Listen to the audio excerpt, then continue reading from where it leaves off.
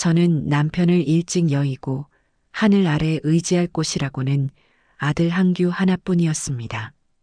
제 젊음과 맞바꾼 제 아들, 그 아이가 제 인생의 전부이자 자부심이었죠. 한규가 어엿한 사회인이 되고 고정은이라는 참한 아가씨를 데려와 결혼하겠다고 했을 때 저는 세상을 다 가진 기분이었습니다. 가진 재산을 다 끌어모아 경기도의 번듯한 40평대 아파트를 마련해 아들 내외의 신혼집으로 선물했습니다. 그리고 자연스럽게 그 집의 가장 안쪽 방을 제 거처로 삼아 학가를 시작했지요. 주변에서는 며느리가 불편해할 것이라며 다들 말렸지만 저는 자신이 있었습니다. 제가 조금 더 부지런하고 제가 조금 더 희생하면 문제될 것이 없다고 생각했어요. 아들 내외 출근하기 전에 따뜻한 아침밥을 차려주고 퇴근하고 돌아오면 고단하지 않게 집안을 정갈하게 정돈해 두는 것이 제 행복이었습니다. 처음 1년은 그런대로 괜찮았던 것 같아요. 아니, 어쩌면 괜찮다고 제가 스스로를 속였던 것일지도 모릅니다. 며느리 정은이는 살가운 성격은 아니었습니다. 제가 차린 밥상 앞에서 맛있다거나 고맙다는 인사를 하는 법이 드물었고 거실에서 마주쳐도 가볍게 목례만 하고 스쳐 지나가는 일이 잦았죠. 저는 그저 요즘 젊은 아이들의 표현 방식이 우리 때와는 다른 것이라고 속정이 깊을 수도 있다고 애써 이해하려 했습니다. 아들 한규는 제게 늘 고마워했지만 그 아이는 본래 성정이 유순하고 아내와 저 사이에서 늘 안절부절 못하는 모습을 보였습니다. 문제는 아주 사소한 균열로부터 시작되었습니다. 그날은 제가 정은이를 위해 특별히 갈비찜을 만들었던 날이에요. 며느리가 평소 고기 반찬을 좋아하기에 전날부터 시장에 가 가장 좋은 갈비대를 골라 핏물을 빼고 갖은 양념을 해 정성껏 조려냈습니다. 퇴근하고 돌아온 아들 내외를 위해 김이 모락모락 나는 갈비찜을 식탁 중앙에 올렸죠. 어머님, 오늘 저녁은 갈비찜이네요. 정은이가 무심하게 말하며 자리에 앉았습니다. 저는 괜히 마음이 들떠서 그래. 너가 갈비찜 좋아하니까 한번 해봤다. 입에 맞을지 모르겠네. 라며 웃어 보였어요. 아들 한규는 와, 엄마 갈비찜 진짜 오랜만이다. 맛있겠다. 라며 분위기를 띄웠지만 정은이는 그저 젓가락으로 갈비 한 점을 뒤적일 뿐이었습니다. 왜 그러니 맛이 없니? 제 물음에 정은이는 힐끗 저를 쳐다보더군요. 그 눈빛에는 어떤 감정도 담겨 있지 않아 오히려 더 서늘하게 느껴졌습니다. 아니요. 그냥 요즘 소화가 잘 안 돼서요. 기름진 건 별로 생각이 없네요. 그러고는 김치 한 조각에 밥 한 술을 뜨고 말더군요. 제가 꼬박 하루를 들여 만든 갈비찜은 마치 없는 음식처럼 식탁 한편에 놓여 있었습니다. 서운한 마음이 목구멍까지 차올랐지만 저는 억지로 밥을 삼켰습니다. 몸이 안 좋다는데 어쩌겠어요. 그냥 넘어가야지요. 식사가 끝나고 설거지를 하는 제 등 뒤로 정은이가 한규에게 작게 속삭이는 소리가 들렸습니다. 다음부터는 뭐 하시기 전에 미리 물어보셨으면 좋겠어. 먹지도 않을 음식 만드느라 고생하시고 나도 안 먹어서 죄송하고 서로 불편하잖아. 그 말을 듣는 순간 제 손에 들려있던 접시가 바닥으로 떨어질 뻔했습니다. 고생한 저를 위한 걱정이 아니었습니다. 자신이 느낄 불편함, 그리고 제가 하는 모든 행동이 자신에게 미리 보고되어야 한다는 통보처럼 들렸어요. 그날 밤 저는 잠을 설쳤습니다. 제가 이 집에서 하는 모든 행동이 제 선의가 누군가에게는 불편함이 될 수도 있다는 사실을 처음으로 피부에 와 닿게 깨달았기 때문입니다. 그날 이후 정은이의 태도는 조금씩 하지만 분명하게 변해갔습니다. 제가 거실에서 텔레비전을 보고 있으면 정은이는 퇴근하고 돌아와도 소파에 앉지 않고 곧장 자신의 방으로 들어갔습니다. 방문이 딸깍하고 닫히는 소리는 마치 저와 자신 사이에 벽을 세우는 소리처럼 들렸죠. 처음에는 피곤해서 그러려니 했지만 그런 날이 일주일, 한 달이 넘어가자 저도 더는 오해할 수가 없었습니다. 그 아이는 저와 같은 공간에 머무는 것을 의도적으로 피하고 있었습니다. 그러던 어느 주말 저녁이었습니다. 아들 한규는 동창회에 가고 집에는 저와 정은이 단둘이 남게 되었죠. 어색한 침묵을 견딜 수가 없어 제가 먼저 말을 걸었습니다. 저녁은 먹었니? 안 먹었으면 같이 뭐라도 시켜 먹을까? 정은이는 휴대폰에서 눈을 떼지 않은 채 건성으로 대답했습니다. 됐어요. 입맛 없어요.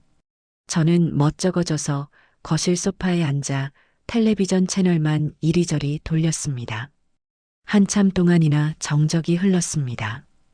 텔레비전 속 드라마 주인공들의 웃음소리가 공허하게 집안을 맴돌았죠. 바로 그때였습니다. 정은이가 깊은 한숨을 내쉬며 휴대폰을 내려놓고는 제게 말했습니다. 어머니, 솔직히 한 공간에 계속 같이 있으니까 좀 숨막히는 거 아세요? 쿵. 심장이 바닥으로 내려앉는 기분이었습니다. 아기에 차서 쏘아붙이는 말이 아니었어요. 너무나도 담담하고 솔직한 어조였기에 그 말은 날카로운 비수가 되어 제 심장을 그대로 꿰뚫었습니다.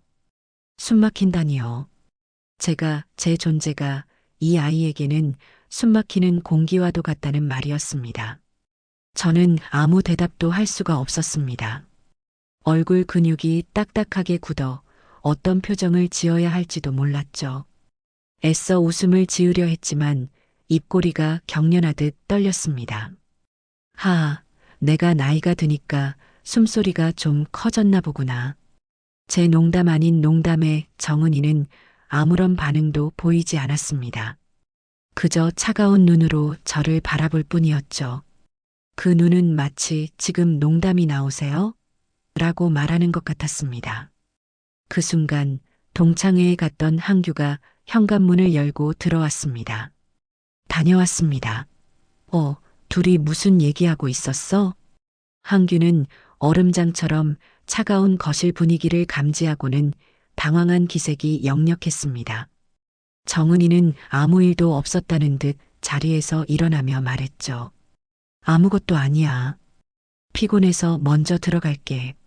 그러고는 또다시 자신의 방으로 들어가 문을 닫아버렸습니다. 한규는 제게 다가와 조심스럽게 물었습니다. 엄마, 혹시 무슨 일 있었어? 정은이 표정이 왜 저래? 저는 차마 제 아들에게 너의 아내가 나더러 숨막힌다고 했다는 말을 옮길 수가 없었습니다. 그저 힘없이 고개를 저으며 아니다. 아무 일도 없었다. 정은이가 좀 피곤한가 보다. 라고 말할 뿐이었죠. 하지만 제 목소리는 형편없이 떨리고 있었습니다. 그날을 기점으로 보이지 않던 선은 이제 아주 뚜렷하고 견고한 벽이 되어 우리 사이에 세워졌습니다. 정은이는 아침 식사 자리에 나오지 않았습니다. 제가 식사를 마치고 설거지를 할 때쯤 부엌에 나와 토스트나 시리얼로 간단히 요기를 하고 출근했죠. 저녁 식사도 마찬가지였습니다. 제가 부엌을 떠나고 나서야 그 아이는 자신의 식사를 챙겼습니다. 우리는 한 집에 살고 있었지만 서로의 그림자조차 마주치지 않으려 애쓰는 유령 같은 존재가 되어가고 있었습니다.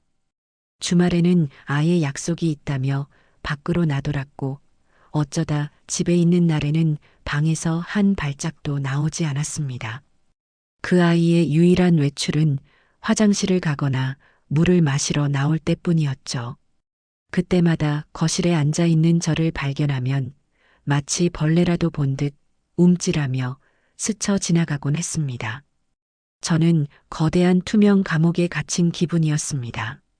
분명 제 돈으로 산 제 집인데 저는 거실 소파에 앉아 있는 것만으로도 며느리의 눈치를 봐야 하는 신세가 된 겁니다. 항규는 이 모든 상황을 알면서도 그저 침묵으로 일관했습니다. 아내에게 싫은 소리 하기가 두려웠을 테고 제게는 그저 미안한 마음뿐이었겠죠. 그 아이의 무능한 평화주의가 저와 정은이의 갈등을 더욱 깊어지게 만들고 있다는 사실을 그때의 항규는 몰랐을 겁니다. 하루는 제가 큰맘 먹고 정은이의 방문을 노크했습니다. 정은아, 나랑 얘기 좀 할까? 한참 만에 문이 열리고 정은이는 잔뜩 경계하는 표정으로 저를 내려다보았습니다. 무슨 일이신데요? 우리 이렇게 지내는 거 너무 불편하지 않니? 내가 혹시 너에게 서운하게 한 거라도 있다면 말을 해주면 좋겠구나. 오해가 있다면 풀고 싶어서 그래. 제 진심 어린 말에 정은이는 피식 웃더군요. 오해요? 오해 같은 거 없어요, 어머니. 그리고 전 지금 이 상태가 훨씬 편해요. 각자 공간에서 서로 신경 끄고 지내는 거요. 저는 어머니가 제 사적인 공간과 시간을 존중해 주셨으면 좋겠어요. 사적인 공간과 시간. 그 아이가 말하는 사적인 공간이라는 것은 결국 시어머니가 없는 공간을 의미하는 것이었습니다. 저는 더 이상 할 말을 잃었습니다. 대화를 통해 관계를 회복하려 했던 제 마지막 희망마저 산산조각이 났습니다. 그 아이는 저와의 관계 개선을 전혀 원하지 않았습니다. 오히려 지금의 단절된 상태를 가장 이상적이라고 여기고 있었죠. 저는 힘없이 제 방으로 돌아왔습니다. 차가운 방 안에 홀로 앉아 있으니 수십 년의 세월이 주마등처럼 스쳐 지나갔습니다. 남편 없이 홀로 아들을 키우며 겪었던 서름, 시장 좌판에서 채소를 팔며 악착같이 돈을 모았던 기억, 그 돈으로 마련한 이 집에 처음 들어오던 날의 감격. 이 모든 것이 저를 위한 것이 아니라 오직 아들 항규의 행복을 위한 것이라고 믿어왔습니다. 그런데 제 아들의 행복을 위해 들인 며느리가 이제는 제 존재 자체를 부정하고 있었습니다. 숨이 막힌다. 그 말이 독처럼 제 온몸에 퍼져나가는 것 같았습니다. 그래, 제가 살아 숨쉬는 것 자체가 이 집의 공기를 오염시키고 있었던 것일지도 모르겠습니다. 서러움과 분노가 뒤섞여 눈물이 흘렀습니다. 하지만 저는 그 눈물을 금방 닦아냈습니다. 울고 있을 수만은 없었죠. 이대로 유령처럼 살다가 쫓겨나듯 사라질 수는 없는 노릇이었습니다. 제 인생은 아직 끝나지 않았으니까요. 그날 저는 제 인생에서 가장 중요한 결심의 씨앗을 마음속 깊은 곳에 심었습니다. 그 씨앗이 어떻게 자라나게 될지는 그때의 정은이는 상상조차 하지 못했을 겁니다. 그날 이후 저는 제 집에서 소리 없는 전쟁을 치르고 있었습니다. 며느리 정은이가 제게 던진 숨막힌다는 말은 단순한 불평이 아니었습니다. 그것은 명백한 선전포고였죠. 그 아이는 이제 제 눈치를 보거나 자신의 속내를 감추려는 최소한의 노력조차 하지 않았습니다. 오히려 자신의 요구사항을 관철시키기 위해 더욱 노골적이고 대담한 방식으로 저를 압박하기 시작했습니다. 그 첫 번째 전장은 바로 온 가족의 공간이어야 할 식탁이었습니다. 어느 평일 저녁 저는 여느 때처럼 저녁 식사를 준비하고 있었습니다. 그날따라 시장에서 사온 참조기가 싱싱해서 노릇하게 구워 식탁에 올렸죠. 아들 항규는 아직 퇴근 전이었고 정은이는 방에서 나오지 않고 있었습니다. 저는 혹시나 하는 마음에 정은이의 방문을 노크했습니다. 정은아, 저녁 먹어야지. 안에서는 아무런 대답이 없었습니다. 잠시 후 제가 막 식탁에 앉아 수저를 들려던 참에 정은이가 방에서 나왔습니다.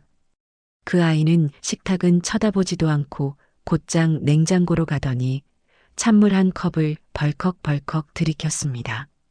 너는 밥 안 먹니? 생선도 굽고 찌개도 끓였는데. 제 말에 정은이는 물컵을 내려놓으며 저를 똑바로 쳐다보더군요. 그 눈빛은 이제 차가움을 넘어 어떤 결심 같은 것마저 담고 있는 듯 했습니다. 어머니, 드릴 말씀이 있어요. 그래, 무슨 말이니? 저는 불길한 예감을 느끼며 수저를 내려놓았습니다. 정은이는 식탁 의자 하나를 빼서 제 맞은편에 앉았습니다. 밥을 먹기 위해서가 아니라 단판을 짓기 위한 자세였죠. 어머니도 이제 느끼시겠지만 저희 서로 불편하잖아요. 어머니는 저희 때문에 눈치 보시고 저희는 저희대로 사생활이 없어서 힘들고요. 특히 식사 시간이 제일 그래요. 어머니는 한식 위주로 드시지만 저희는 입맛도 다르고 식사 시간도 불규칙할 때가 많거든요. 그 아이는 마치 준비해온 대본을 읽는 것처럼 침착하게 말을 이어갔습니다. 그래서 말인데요. 이제 식사는 각자 해결하는 게 어떨까 싶어요. 거실이랑 주방은 기본적으로 저희 부부가 쓰는 공간으로 하고 어머니는 방에서 식사하시는 게 서로를 위해 좋을 것 같아요. 제가 작은 상 하나 넣어 드릴게요. 저는 제 귀를 의심했습니다. 제 집에서 제 방에 갇혀서 밥을 먹으라니요. 그것은 단순히 식사 습관의 문제를 넘어 저를 이 집의 구성원에서 완전히 배제하겠다는 통보나 다름없었습니다. 젊은 시절 시장 좌판에서 김밥을 팔며 끼니를 거르던 때에도 저는 혼자 방구석에서 밥을 먹어본 기억이 없었습니다. 밥은, 식탁은 제게 가족의 유대를 확인하는 마지막 보루와도 같은 것이었는데 말입니다. 그게 무슨 소리냐? 제 목소리가 낮게 깔렸습니다. 너는 지금 이 집 주인인 나더러 골방에 앉아 밥을 먹으라는 말이니? 이건 내 집이다. 그리고 저 식탁은 내가 이 집에 들어올 때 온 가족이 둘러앉아 웃으며 밥 먹는 모습을 상상하며 가장 먼저 들여놓은 가구야. 어머니, 자꾸 옛날 얘기하지 마세요. 그리고 이 집, 물론 어머니 돈으로 사신 거 알아요. 감사하게 생각하고요. 하지만 지금은 한규 씨랑 제가 사는 집이기도 하잖아요. 시대가 변했어요, 어머니. 요즘은 다들 그렇게 살아요. 부모 자식 간에도 기본적인 사생활은 지켜줘야죠. 사생활이라는 단어가 또다시 제 가슴에 와서 박혔습니다. 제가 가족의 식사를 챙기는 것이 사생활 침해란 말인가요? 저는 기가 막혀 헛웃음이 나왔습니다. 네, 좋습니다. 너의 그 잘난 사생활. 그래서 내가 방에서 밥을 먹으면 너희 부부의 사생활은 완벽하게 지켜지는 것이고, 네, 훨씬 나아지겠죠. 서로 부딪힐 일이 줄어드니까요. 정은이는 한치의 물러섬도 없이 대답했습니다. 바로 그때 현관문 비밀번호 누르는 소리가 들리고 한규가 들어왔습니다. 다녀왔습니다. 분위기가 왜 이래? 둘이 무슨 얘기했어요? 한규는 냉랭한 기운이 감도는 식탁을 보며 불안한 얼굴로 물었습니다. 정은이는 기다렸다는 듯이 한규에게 말했죠. 마침 잘 왔어, 한규 씨. 내가 지금 어머니께 말씀드리는 중이었어. 우리 이제 식사는 각자 편하게 하자고. 어머니는 방에서 드시고 우리는 우리끼리 먹고. 그게 서로 편하잖아. 한규의 얼굴이 하얗게 질렸습니다. 그 아이는 제 눈치를 한번 살피고 아내의 눈치를 한번 살폈습니다. 저는 그 순간 제 아들이 어떤 선택을 할지 이미 알고 있었습니다. 아니나 다를까 한규는 어색하게 웃으며 어설픈 중재안을 내놓았습니다. 아, 정은아. 꼭 그렇게까지 할 건 없잖아. 엄마, 정은이가 말하는 건 그런 뜻이 아니고 그러니까 엄마도 가끔은 편하게 방에서 드시고 싶을 때도 있을 거고 우리도 가끔은 둘이서만 먹고 싶을 때도 있다는 뭐 그런 얘기지. 그 비겁한 변명에 저는 더 이상 참을 수가 없었습니다. 됐다. 나는 내 방에서 밥 먹을 생각 없으니 그렇게 알 거라. 밥 먹기 싫으면 너희들이 나가서 먹든지 방에 들어가서 먹든지 마음대로 해라. 이 식탁은 내가 쓰는 곳이다. 저는 그 말을 끝으로 자리에서 일어나 제 방으로 들어와 버렸습니다. 등 뒤로 정은이의 날카로운 목소리가 들려왔습니다. 꺼봐, 말이 안 통한다니까. 저는 문을 닫고 침대에 걸터 앉았습니다. 온몸에 힘이 빠져나가는 기분이었습니다. 식탁 하나를 지키기 위해 저는 제 집에서 투쟁을 벌여야만 했습니다. 식탁 전쟁 이후 정은이의 공격은 이제 돈 문제로 번져나갔습니다. 저는 매달 나오는 연금을 한 푼도 쓰지 않고 고스란히 생활비 통장에 넣고 있었습니다. 관리비, 식비, 각종 공과금을 내고도 넉넉한 금액이었죠. 하지만 정은이는 그것조차 부족하다고 느끼는 모양이었습니다. 어느 날 거실에 앉아 있는데 택배기사가 커다란 상자 2개를 내려놓고 갔습니다. 정은이의 이름이 적혀 있었죠. 저녁에 돌아온 정은이는 현관에 놓인 상자를 보고는 신이 나서 상자를 뜯기 시작했습니다. 값비싸 보이는 원피스와 구두, 핸드백이 줄줄이 나왔습니다. 어머니, 이거 예쁘죠? 이번 시즌 신상이래요. 정은이는 제게 원피스를 펼쳐 보이며 자랑했습니다. 저는 아무 말도 할 수가 없었습니다. 한두 번 입고 옷장 구석에 처박힐 옷에 수십만 원을 쓰는 며느리의 씀씀이를 도저히 이해할 수 없었기 때문입니다. 옷은 그만 사도 되지 않니? 옷장에도 입지 않는 옷이 가득하던데. 제 말에 정은이의 표정이 순간 굳어졌습니다. 이건 제 돈으로 제가 사는 건데요. 어머니가 상관하실 일은 아닌 것 같아요. 내 돈 따지자는 게 아니다. 우리가 한 집에 살면서 아껴야 할 부분은 아껴야 한다는 뜻이지. 아껴요? 어머니, 솔직히 저희 지금 아끼면서 살고 있어요. 제가 사고 싶은 거 반도 못 사고 참고 있다고요. 그런데 자꾸 어머니 기준에 맞추라고 하시면 곤란해요. 정은이는 보란 듯이 새로 산 옷들을 들고 방으로 쌩하니 들어가 버렸습니다. 며칠 뒤, 이번에는 도시가스 요금 고지서가 문제가 되었습니다. 유난히 추웠던 겨울이라 난방비가 조금 많이 나온 모양이었습니다. 식탁 위에 놓인 고지서를 본 정은이가 보란 듯이 한숨을 쉬며 말했습니다.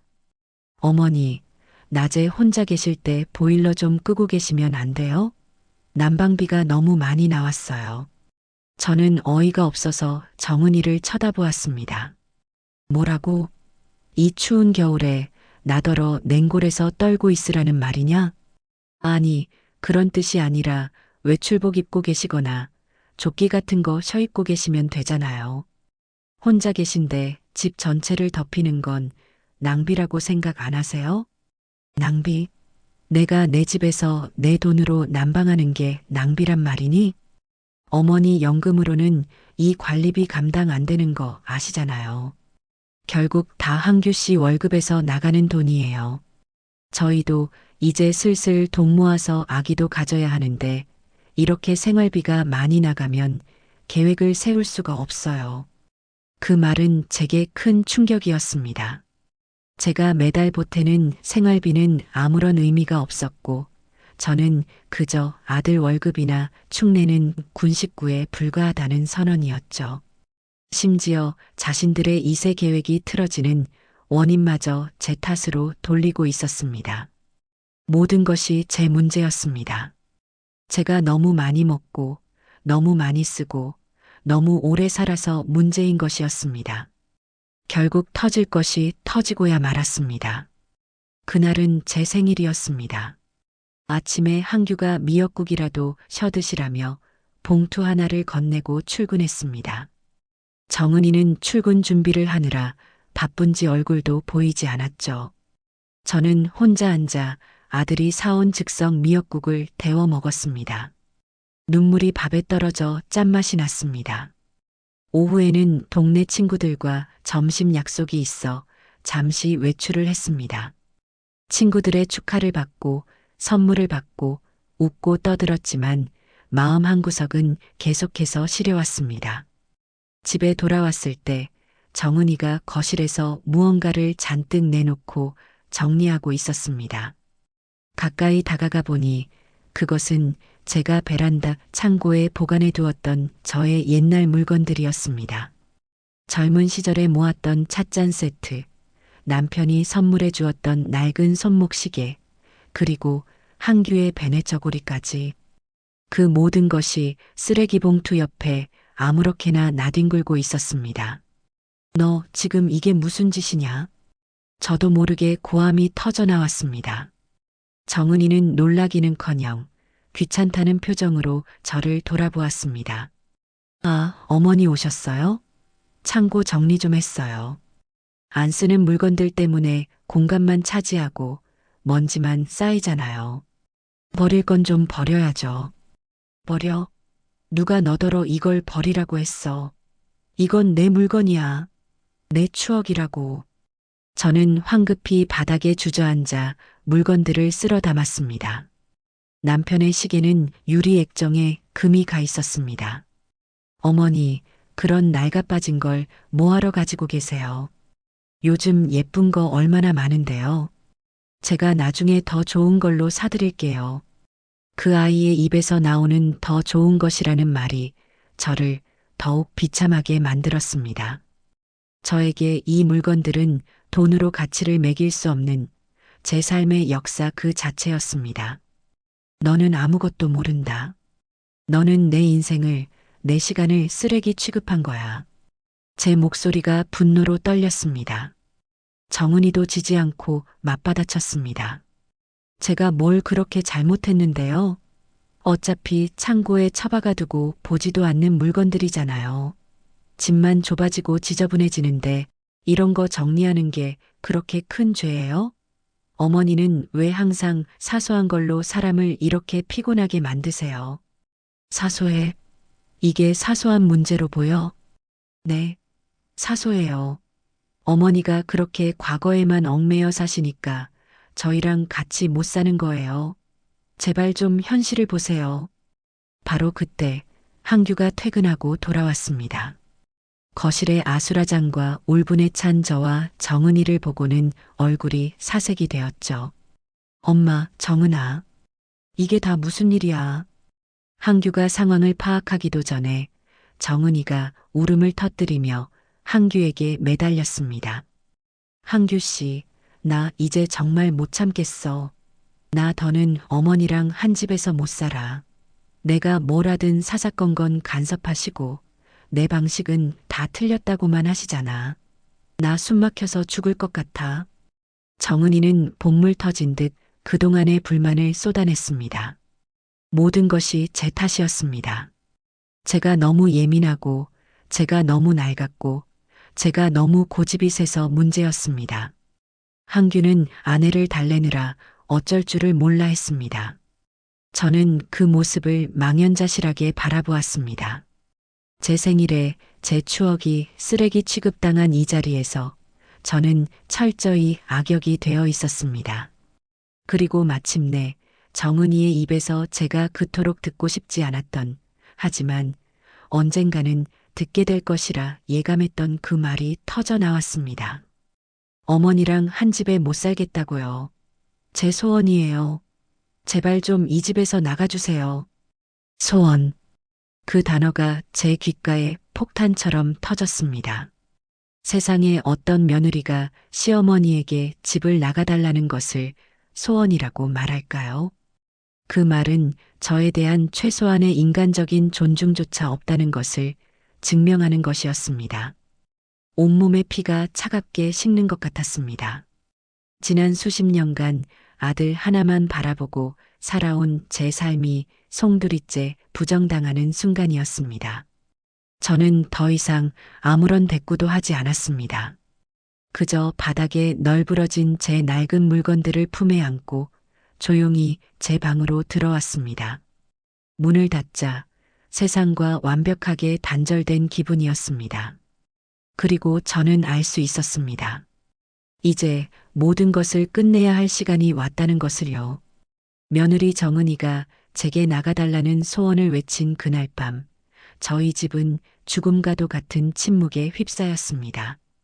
저는 제 방 침대에 멍하니 걸터 앉아 품에 안은 남편의 낡은 시계만 하염없이 만지고 있었죠. 시계는 이미 오래전에 멈춰 있었지만 제 심장은 고장난 기계처럼 거칠게 뛰고 있었습니다. 거실에서는 아들 한규가 아내를 달래는 소리, 그리고 정은이의 잦아들지 않는 흐느낌이 희미하게 들려왔습니다. 그 누구도 제 방문을 두드리지 않았습니다. 제 생일날 저는 제 집에서 완벽한 이방인이자 모든 문제의 원흉이 되어 있었습니다. 한참의 시간이 흐른 뒤 방문 밖에서 조심스럽게 저를 부르는 소리가 들렸습니다. 엄마, 아들 한규였습니다. 저는 대답하지 않았습니다. 무슨 말을 할 수 있겠어요. 지금 제 아들이 제게 해줄 수 있는 위로란 없었습니다. 엄마, 문 좀 열어봐. 얘기 좀 해. 저는 자리에서 일어나 문을 열었습니다. 한규는 붉게 충혈된 눈으로 저를 바라보고 서 있었습니다. 그 아이의 얼굴에는 미안함과 난처함이 뒤엉켜 있었죠. 들어오너라. 제가 방 안으로 들어가자 한규도 조용히 따라 들어와 문을 닫았습니다. 정은이는 이미 자신의 방으로 들어간 모양이었습니다. 엄마, 미안해. 내가 정말 미안해. 한규는 제 앞에 서서 고개를 숙였습니다. 뭐가 미안한데?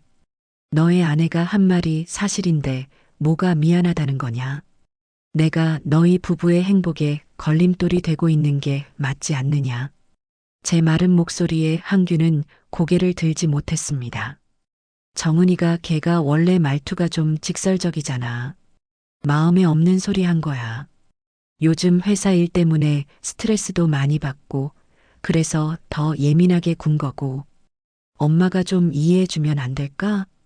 저는 제 아들의 얼굴을 가만히 들여다보았습니다. 제 속이 까맣게 타들어가고 있는데 제 아들은 여전히 뻔한 변명으로 상황을 모면하려 하고 있었습니다. 이해. 저는 평생을 이해하며 살아왔습니다. 아들이 어릴 때는 철이 없어 그런 것이라 이해했고 결혼하고 나서는 아내와 나 사이에서 힘든 위치에 있을 것이라 이해했죠. 하지만 이제는 더 이상 이해하고 싶지 않았습니다. 한규야. 제가 낮고 단호한 목소리로 아들을 불렀습니다. 너는 방금 내 아내가 어미에게 무슨 말을 했는지 똑똑히 들었을 것이다. 집을 나가달라는 말을 소원이라고 했다. 너는 그 말을 듣고도 내 아내가 스트레스가 많아서 그런 것이니 이해하라는 말이 나오니? 나는 오늘 너에게 선택지를 주려고 한다. 너는 어미 편이냐 아니면 너의 아내 편이냐? 똑바로 대답해라. 더 이상 어중간하게 이쪽 저쪽 눈치 보며 상황을 악화시키지 말고 오늘 이 자리에서 확실히 정하거라. 제 단호한 요구에 한규는 당황한 기색이 역력했습니다. 그 아이는 제 눈을 피하며 우물쭈물했죠. 엄마, 꼭 그렇게 편을 나눠야 해? 둘 다 나한테는 소중한 사람인데. 소중한 사람 중 하나가 다른 한 사람에게 숨막힌다며 나가 죽으라는 소리나 마찬가지인 말을 했다. 그런데도 편을 가를 수 없다는 말이냐? 너의 그 비겁함이 오늘 이 사태를 만든 거야. 어서 대답해라. 저는 한규를 매섭게 몰아붙였습니다. 제 아들이지만 오늘만큼은 그 나약함을 뿌리 뽑고 싶었습니다. 하지만 한규는 끝내 대답하지 못했습니다. 그저 엄마 제발 이라는 말만 되풀이하며 고개를 떨굴 뿐이었죠. 그 모습에 저는 마지막 남았던 기대마저 버렸습니다. 제 아들은 결코 제 편이 되어주지 않을 겁니다. 아니, 아내의 등살에 밀려 제 편이 되어줄 용기 자체가 없는 아이였습니다. 제가 평생을 바쳐 키운 아들은 결국에는 저를 지켜주지 못하는 나약한 남자에 불과했습니다. 알겠다. 너의 대답은 그것으로 듣겠다. 이제 그만 나가보거라. 피곤하구나. 저는 차갑게 등을 돌렸습니다. 항규는 제 등 뒤에서 한참을 망설이다가 결국 아무 말도 못하고 조용히 방을 나갔습니다. 방문이 닫히고 저는 깊은 한숨을 내쉬었습니다. 아들에 대한 배신감보다는 차라리 잘 되었다는 생각이 들었습니다. 이제 저는 그 누구에게도 미련을 가질 필요가 없었습니다. 제 인생은 오롯이 저 혼자 책임지고 개척해 나가야 했습니다. 그날 밤 저는 뜬 눈으로 밤을 지새웠습니다. 새벽녘이 되어서야 갈증이 느껴져 물이라도 한 잔 마실까 싶어 조용히 방문을 열고 나갔습니다. 거실은 어두웠지만 아들 내외의 방에서는 희미한 불빛이 새어나오고 문이 살짝 열려 있었습니다. 그리고 그 틈으로 두 사람의 소곤거리는 대화가 제 귀에 들려왔습니다. 저는 저도 모르게 그 자리에 멈춰서서 귀를 기울였습니다. 그래서 어머니는 뭐라고 하셔? 정은이의 목소리였습니다. 그냥 많이 화나셨어.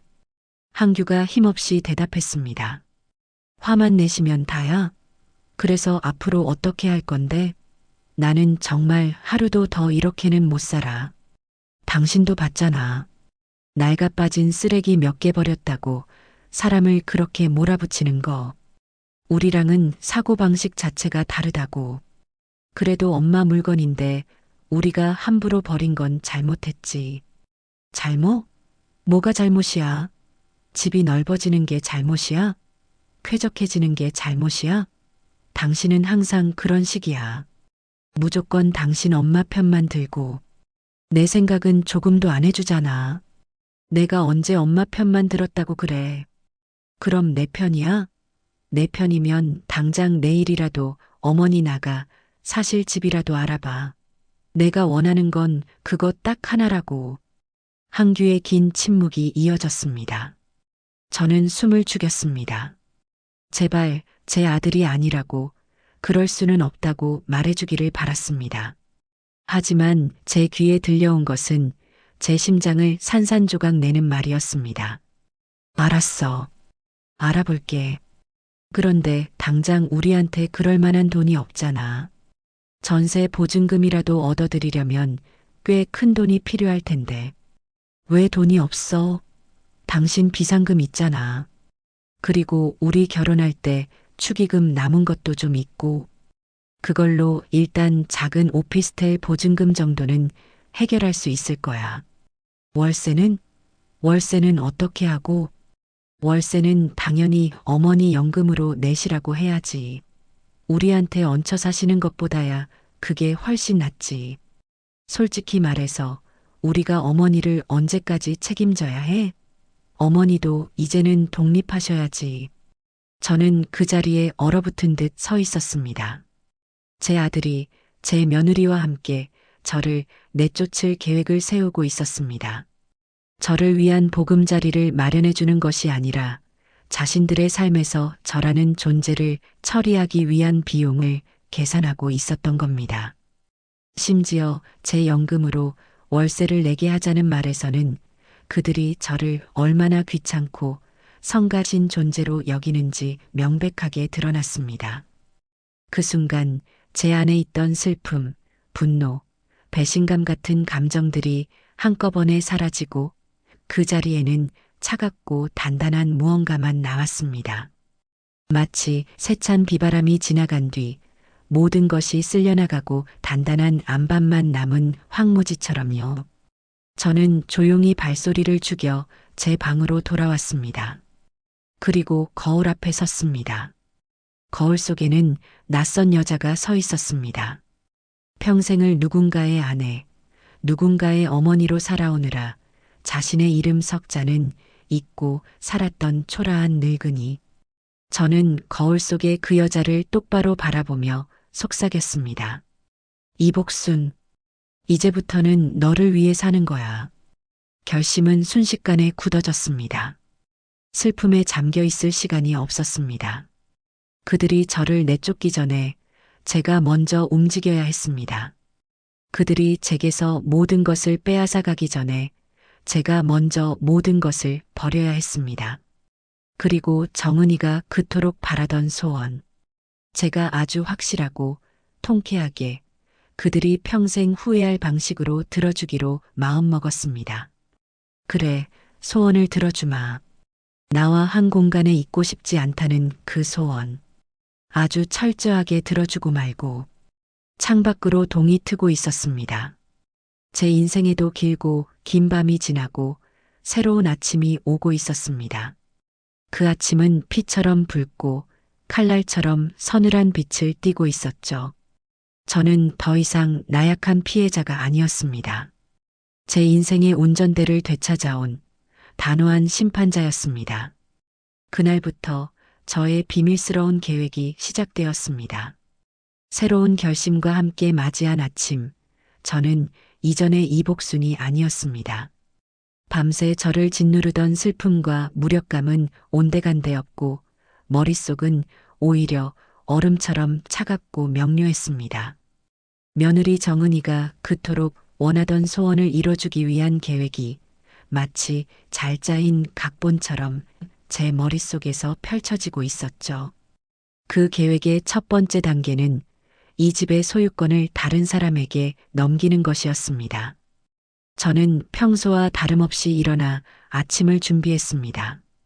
어색한 분위기 속에서 아들 내외는 어젯밤의 일이 민망한지 아무 말 없이 식사를 했고 저 역시 아무 일도 없었다는 듯 묵묵히 밥을 먹었습니다. 정은이는 아마 속으로 쾌재를 불렀을 겁니다. 제가 마침내 자신들의 뜻에 굴복했다고 생각했겠죠. 제가 조용히 짐을 싸서 나갈 날만 손꼽아 기다리고 있을 것이 분명했습니다. 저는 그런 며느리의 표정을 물끄러미 바라보며 속으로 다짐했습니다. 마음껏 기대하거라. 너의 기대가 클수록 절망도 더 깊어질 테니. 아들 내외가 출근하자마자 저는 가장 좋은 외출복으로 갈아입고 핸드백을 챙겨 집을 나섰습니다. 제 행선지는 동네에서 가장 크고 신뢰도가 높다는 부동산 중개사무소였습니다. 유리문을 열고 안으로 들어서자 중개인으로 보이는 중년 남자가 저를 의아한 눈으로 쳐다보더군요. 아마도 평범한 늙은이가 집값을 알아보러 왔거나 전세를 구하러 왔다고 생각했겠죠. 저는 소파에 앉아 가방에서 등기부등본을 꺼내 테이블 위에 올려놓았습니다. 사장님, 이 집을 팔려고 합니다. 제 말에 중개인은 등본과 저를 번갈아 쳐다보며 조금 놀란 표정을 지었습니다. 아, 예. 사모님 댁이시군요. 동네에서도 로열동, 로열층이라 다들 탐내는 곳인데 왜 갑자기 파시려고요? 개인적인 사정이 좀 있습니다. 그건 묻지 말아주시고요. 제가 원하는 건 딱 두 가지입니다. 첫째, 최대한 조용하게 진행할 것. 둘째, 최대한 신속하게 처리할 것. 시세보다 조금 손해를 보더라도 상관없습니다. 제 단호하고 차분한 태도에 중개인은 저를 다시 보기 시작했습니다. 늙은이의 푸념 섞인 매물이 아니라 확고한 의지를 가진 거래라는 것을 눈치챈 것이죠. 조용하고 신속하게라. 알겠습니다, 사모님. 마침 이 아파트 대기하고 있는 손님이 몇 분 계십니다. 사모님께서 가격만 조금 조정해 주신다면 이번 주 안으로 계약까지 성사시킬 수도 있습니다. 그렇게 해주시지요. 대신 저희 집에 사람이 살고 있다는 건 절대 내색하지 말아 주십시오. 특히 젊은 부부가 함께 산다는 말은 절대 하시면 안 됩니다. 집을 보러 올 때는 반드시 평일 낮 시간에 제가 있을 때만 약속을 잡아 주십시오. 제 요구사항은 이례적이었지만 중개인은 베테랑답게 고개를 끄덕이며 모든 것을 수용했습니다. 그는 아마 제가 아들 내외 몰래 집을 처분하려 한다는 것을 짐작했을 겁니다. 하지만 직업윤리가 투철한 사람인지 아무것도 묻지 않고 제 뜻에 따라주기로 했죠. 저는 그 자리에서 부동산 매매에 필요한 서류들을 준비해달라고 요청하고 사무실을 나왔습니다. 햇살이 따가웠지만 제 발걸음은 조금도 무겁지 않았습니다. 거대한 톱니바퀴의 첫 번째 이빨이 끼릭 소리를 내며 정확하게 맞물려 돌아가기 시작한 기분이었습니다. 그날부터 저의 비밀스러운 이중 생활이 시작되었습니다. 낮에는 아들 내외가 모두 집을 비운 틈을 타 제 방의 짐을 정리하기 시작했습니다. 가장 먼저 챙긴 것은 돌아가신 남편과의 추억이 담긴 물건들이었습니다. 낡은 사진첩, 빛바랜 연애편지, 남편이 제게 처음 선물했던 작은 브로치.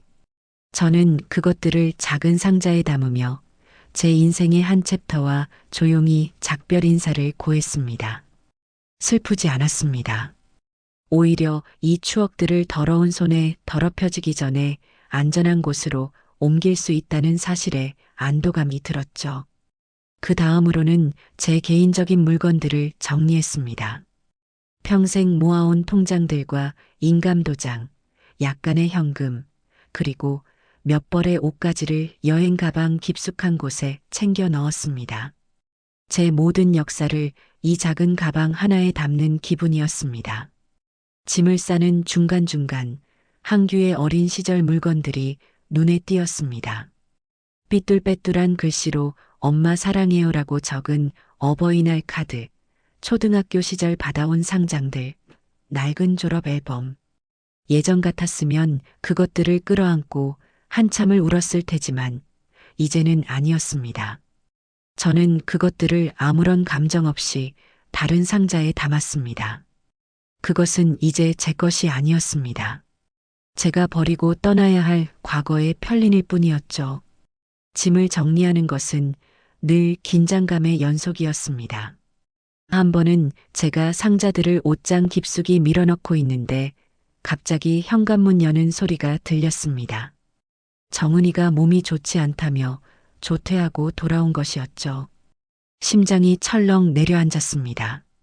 저는 황급히 옷장 문을 닫고 침대에 누워 잠든 척을 했습니다. 정은이는 제 방 앞을 지나가며 어머니, 주무세요? 하고 한 번 묻고는 대답이 없자 그대로 자기 방으로 들어갔습니다. 만약 그때 짐을 정리하는 모습을 들켰다면 제 모든 계획은 수포로 돌아갔을 겁니다. 저는 가슴을 쓸어내리며 더욱 은밀하고 신중하게 움직여야겠다고 다짐했습니다. 이틀 뒤 부동산 중개인에게서 연락이 왔습니다. 집을 보러 올 사람이 있다는 것이었죠. 약속 시간은 다음 날 오후 2시.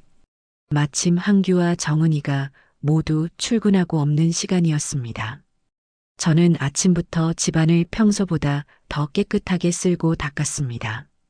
이 집이 새로운 주인에게 좋은 인상을 주기를 바라는 마음에서였죠. 제게는 고통의 공간이었지만 누군가에게는 행복한 보금자리가 될 수도 있을 테니까요. 약속 시간이 되자 중개인과 함께 젊은 부부 한 쌍이 찾아왔습니다. 아이의 손을 잡고 있는 아주 선하고 평범해 보이는 사람들이었죠. 그들은 집안을 둘러보며 연신 감탄했습니다. 집이 정말 좋네요. 햇볕도 잘 들고 관리도 아주 잘 되어 있고요. 아내 되는 사람이 제게 말을 건넸습니다. 저는 미소를 지으며 대답했죠.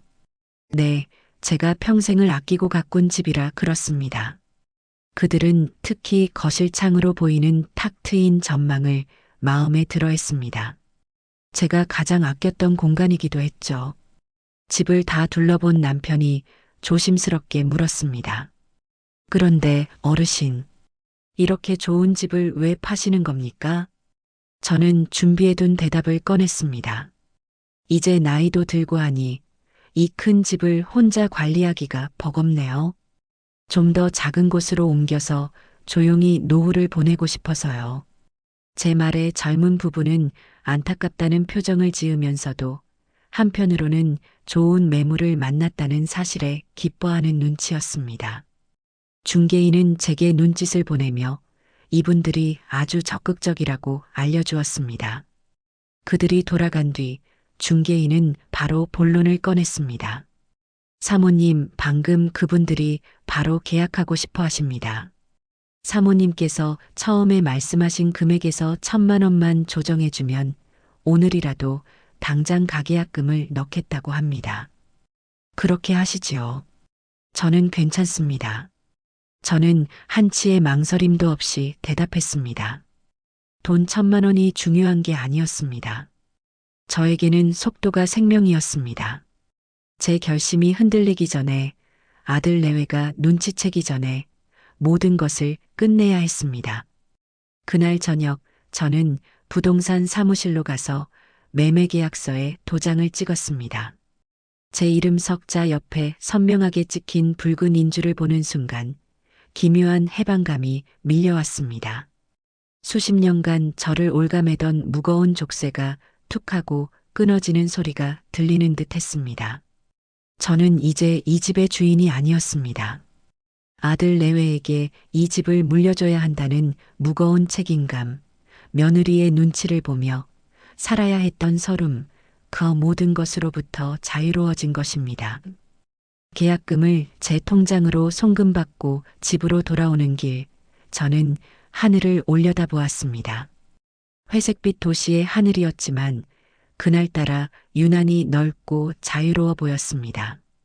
저는 이제 아무것도 가진 것이 없는 사람이 되었지만 동시에 모든 것을 가진 사람이 된 것 같았습니다. 제 손에는 제 인생을 새로 시작할 수 있는 자금과 그 무엇과도 바꿀 수 없는 자유가 들려 있었으니까요. 집으로 돌아온 저는 마지막을 장식할 디데이를 손꼽아 기다렸습니다. 정은이가 그토록 바라던 소원 성취의 날, 그리고 그 아이의 완벽한 행복이 산산조각 나는 그날을요. 계약서에 제 이름 석자를 새기고 집으로 돌아온 후 제게 남은 시간은 한 달이었습니다. 그 한 달 동안 저는 제 인생 최고의 연극을 준비하는 배우처럼 철저하게 제 감정을 숨겼습니다. 아들 내외 앞에서는 이전과 다름없는, 혹은 이전보다 조금 더 기운이 빠지고 체념한 듯한 시어머니의 모습을 연기했죠. 제 침묵을 며느리 정은이는 자신의 승리로 받아들이는 듯 했습니다.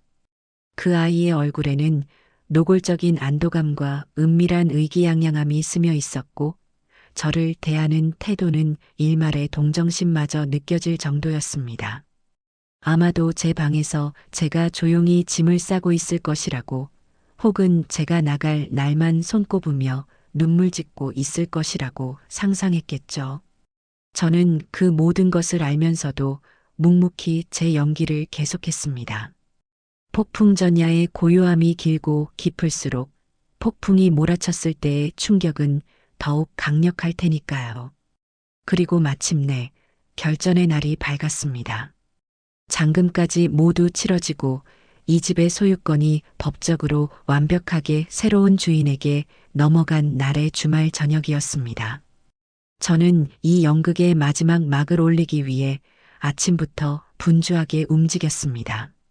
시장에 가서 가장 좋은 한우 등심과 싱싱한 해산물을 사왔고 며느리가 평소 좋아하던 잡채와 아들이 좋아하는 갈비찜을 준비했습니다. 마치 큰 명절이라도 되는 것처럼 식탁 다리가 휘어질 만큼 온갖 음식을 차려냈습니다. 제가 평생을 바쳐 그들에게 베풀었던 마지막 만찬이었습니다. 퇴근하고 돌아온 아들 내외는 사내 진미가 차려진 식탁을 보고는 어리둥절한 표정을 지었습니다. 어머니, 오늘 무슨 날이에요? 갑자기 이렇게 음식을 많이 하셨어요. 정은이가 의심스러운 눈초리로 물었습니다. 저는 온화한 미소를 지으며 대답했죠. 날은 무슨 날이냐? 그냥 우리 식구들 다 같이 둘러앉아 따뜻한 밥 한 끼 먹고 싶어서 그랬다. 너희들 그동안 고생 많았잖니. 어서들 앉아서 먹자. 제 태연한 모습에 정은이의 경계심도 조금은 누그러진 듯 했습니다. 세 사람은 말없이 식탁에 둘러앉았습니다. 어색한 침묵 속에서 수저 부딪히는 소리만 들려왔습니다. 저는 아무 말 없이 아들과 며느리의 밥그릇 위에 반찬을 올려주었습니다. 그들의 표정을 하나하나 뜯어보았죠. 항규는 여전히 불편한 얼굴로 밥을 꾸역꾸역 입에 밀어넣고 있었고, 정은이는 겉으로는 태연한 척했지만 흘깃흘깃 제 눈치를 살피는 것을 숨기지 못했습니다. 식사가 거의 끝나갈 무렵 저는 조용히 수저를 내려놓았습니다. 그리고 두 사람을 불렀습니다. 항규야, 정은아.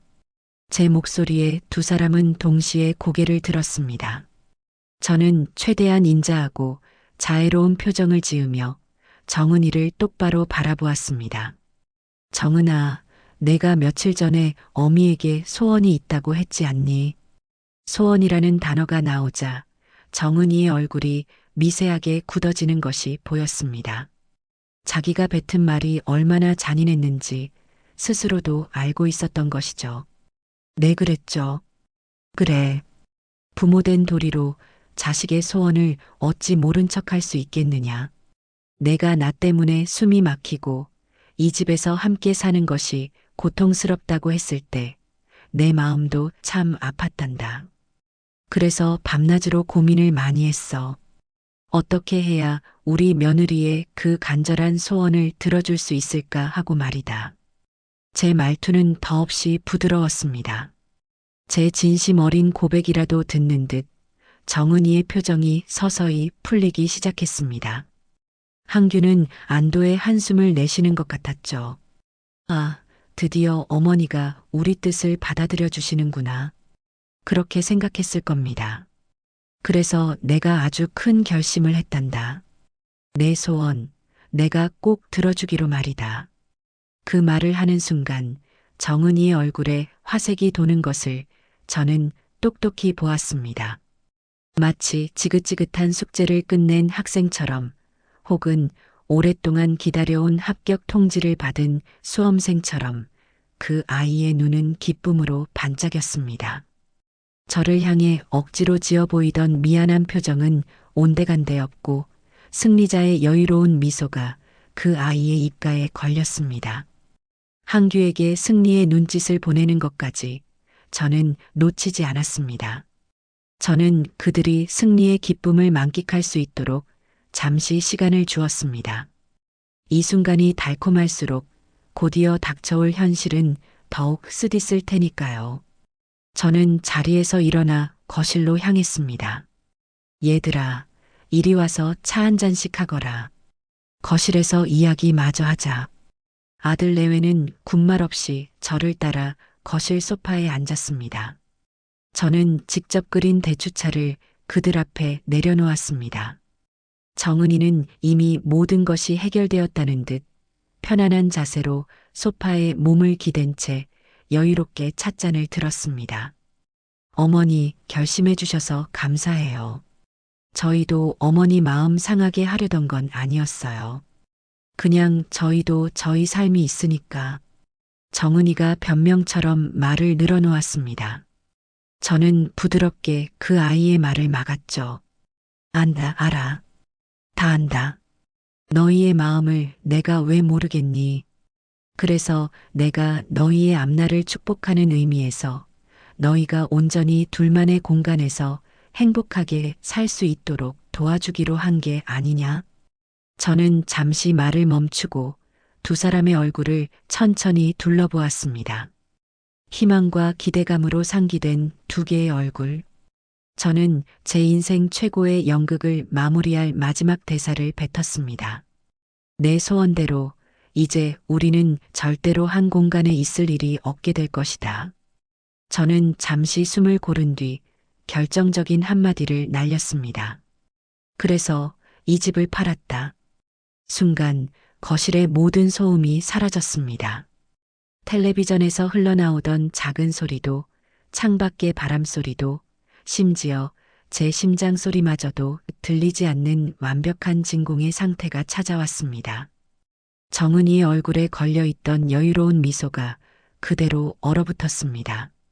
마치 시간이 멈춘 것처럼 그 아이는 찻잔을 든 그 자세 그대로 굳어버렸죠. 항규의 얼굴은 하얗다 못해 파랗게 질려갔습니다.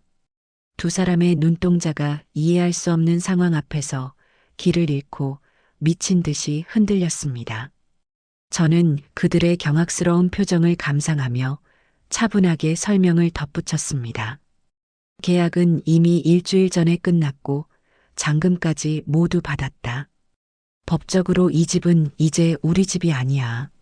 새로운 주인이 다음 달 중순에 이사를 들어오기로 했으니 우리는 그 전에 집을 비워줘야 한다. 한 달 정도 남았더구나. 제 목소리는 거실을 낮게 울렸습니다. 정은아, 이제 만족하니? 너의 소원대로 나는 이제 너와 같은 공간에 있지 않을 거다. 우리는 이제 완벽한 타인이 되는 거야. 각자 살 길 찾아보자꾸나. 저는 그 말을 끝으로 자리에서 일어났습니다. 그리고 제 생애 가장 우아하고 당당한 걸음으로 제 방을 향해 걸어갔습니다. 등 뒤에서 찻잔이 바닥에 떨어져 박살나는 날카로운 소리가 들려왔지만 저는 뒤돌아보지 않았습니다. 문을 닫고 잠금쇠를 거는 그 순간까지 제 심장은 놀랍도록 평온했습니다.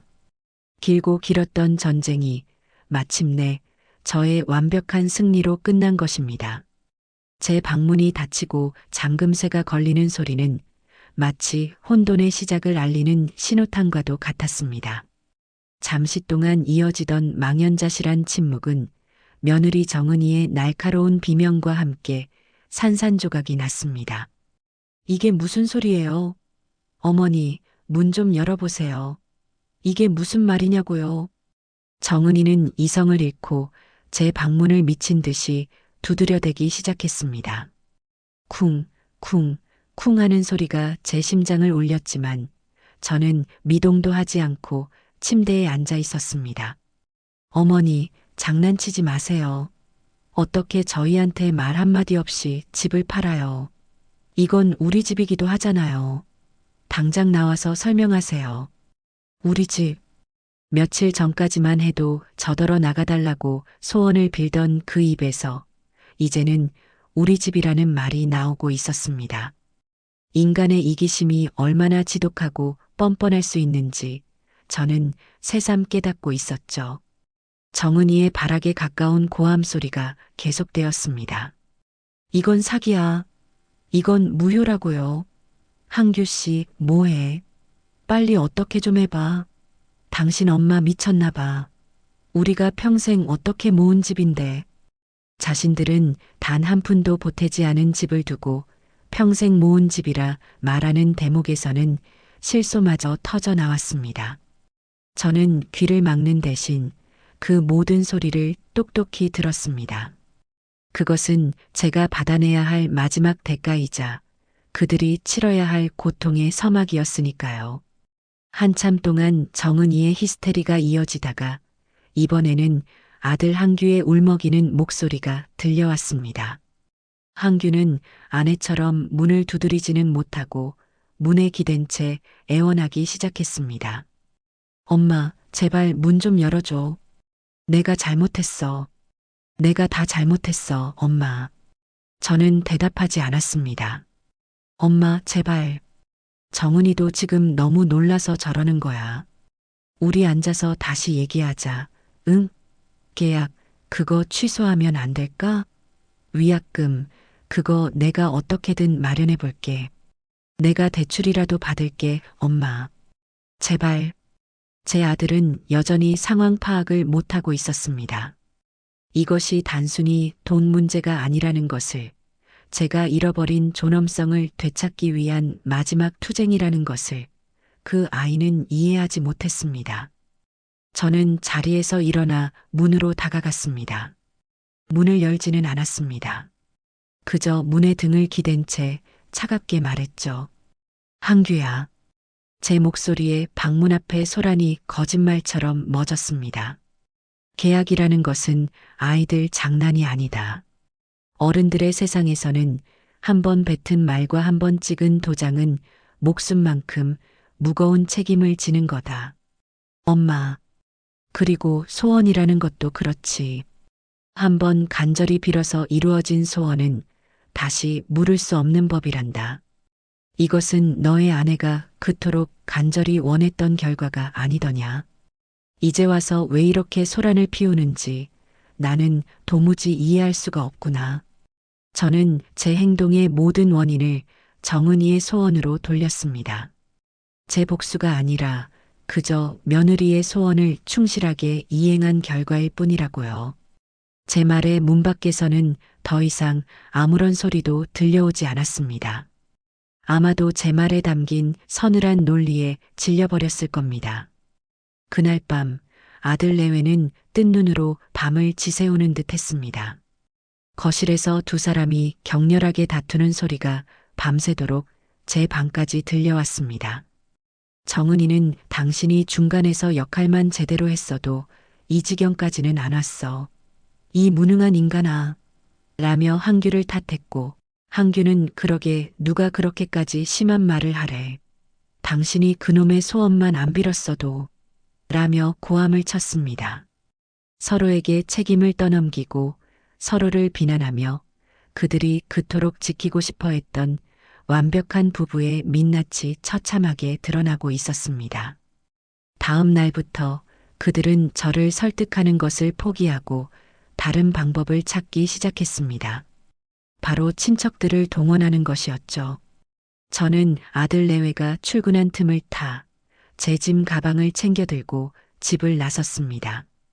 당분간 머물기 위해 며칠 전 미리 계약해둔 작은 호텔로 향했죠. 그들이 저를 찾아내지 못하도록 그리고 제 계획에 차질이 생기지 않도록 하기 위한 조치였습니다. 아니나 다를까 그날 오후부터 제 휴대폰이 쉴 새 없이 울리기 시작했습니다. 첫 번째 전화는 제 여동생, 즉 한규의 이모에게서 걸려왔습니다. 언니, 이게 무슨 일이야? 한규한테 전화 왔는데 언니가 집을 팔았다며? 말도 안 돼. 사실이야? 저는 동생의 흥분한 목소리에 차분하게 대답했습니다. 그래, 사실이다. 내가 팔았다. 아니, 언니 미쳤어? 어떻게 애들한테 상의도 없이 그 큰 재산을 처분해? 애들은 이제 어디 가서 살라고. 저는 이 모든 상황을 예상하고 있었습니다. 그래서 저는 집을 계약한 바로 그날 제 여동생에게 먼저 전화를 걸어 지난 몇 년간 제가 겪었던 일들을 모두 털어놓았었습니다.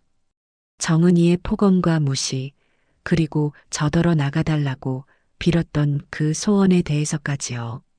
동생아, 내가 너에게 다 말하지 않았니? 나는 며느리의 소원을 들어준 것뿐이다. 그 아이는 나와 한 공간에 있는 것이 숨막힌다고 했다. 그래서 내가 영원히 같은 공간에 있을 수 없도록 그 공간 자체를 없애버린 거야. 그리고 한규는 제 어미가 그런 수모를 당하는 동안 방관만 했다. 이제 그 대가를 치를 시간이야. 그러니 너는 더 이상 이 일에 관여하지 마라. 제 단호한 말에 여동생은 한동안 말을 잇지 못하다가 깊은 한숨과 함께 전화를 끊었습니다. 다음은 정은이의 친정 어머니에게서 전화가 왔습니다. 아마도 정은이가 울고불고하며 일러 바쳤겠죠. 사부인, 아니, 이게 대체 무슨 경우 없는 짓이세요? 어떻게 어른이 돼서 애들 앞길을 이렇게 막으실 수가 있어요? 우리 정은이가 뭘 그렇게 잘못했다고 집을 팔아버리세요?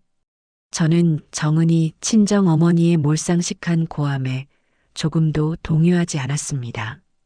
사부인, 따님께 직접 물어보시지요. 저에게 무슨 소원을 빌었는지 말입니다.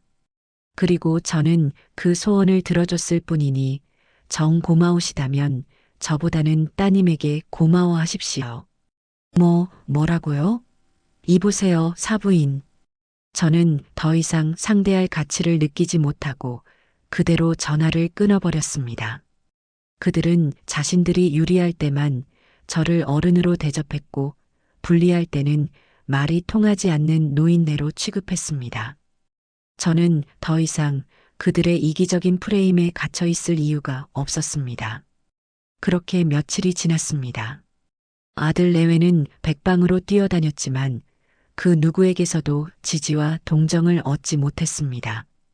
법적으로도 완벽하게 제 소유의 집이었기에 매매 계약을 무효로 만들 방법도 없었죠. 그들은 외부의 도움을 받는 것이 불가능하다는 것을 깨닫고 다시 저를 공략하기 시작했습니다.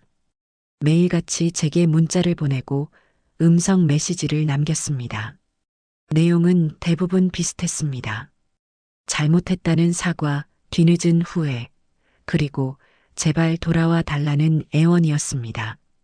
특히 한규는 매일 밤 술에 취해 제게 전화를 걸어 울부짖었습니다. 엄마 내가 정말 죽일 놈이야. 엄마 없으니까 이 집이 집 같지가 않아. 정은이도 매일 울기만 하고 우리 정말 어떻게 해야 할지 모르겠어. 엄마, 제발 우리 버리지 마. 그 처절한 목소리에 마음이 흔들리지 않았다면 거짓말이겠죠. 하지만 저는 알고 있었습니다. 지금 제가 약해지는 순간 모든 것은 원점으로 돌아갈 것이고 저는 다시 예전에 그 지옥 같은 삶으로 돌아가야 한다는 것을요. 저는 휴대폰 전원을 꺼버렸습니다. 그리고 호텔 창밖으로 보이는 도시의 야경을 바라보았습니다. 수많은 불빛 속에서 이제 저는 저만의 빛을 찾아 나아가야 했습니다. 뒤를 돌아볼 시간은 없었습니다. 그들이 치러야 할 대가는 이제 시작일 뿐이었으니까요. 아들 내외의 애원과 비난이 소용돌이치던 한 달이라는 시간이 지옥처럼 흘러갔습니다. 마침내 약속된 이사 날이 되었죠. 저는 미리 불러둔 이삿짐 센터 직원들과 함께 그 집에서의 마지막 흔적을 정리했습니다. 제 방에 있던 작은 짐들은 이미 호텔로 옮겨둔 뒤라 사실상 버릴 물건들을 처리하는 것이 전부였습니다. 같은 날 아들 내외도 울며 겨자 먹기로 짐을 싸고 있었습니다. 그들이 새로 이사갈 곳은 제가 대충 들어서 알고 있었습니다. 갑자기 치솟은 전셋값을 감당하지 못해 이 도시의 외곽에 있는 낡고 좁은 빌라의 월세로 들어간다는 이야기였죠.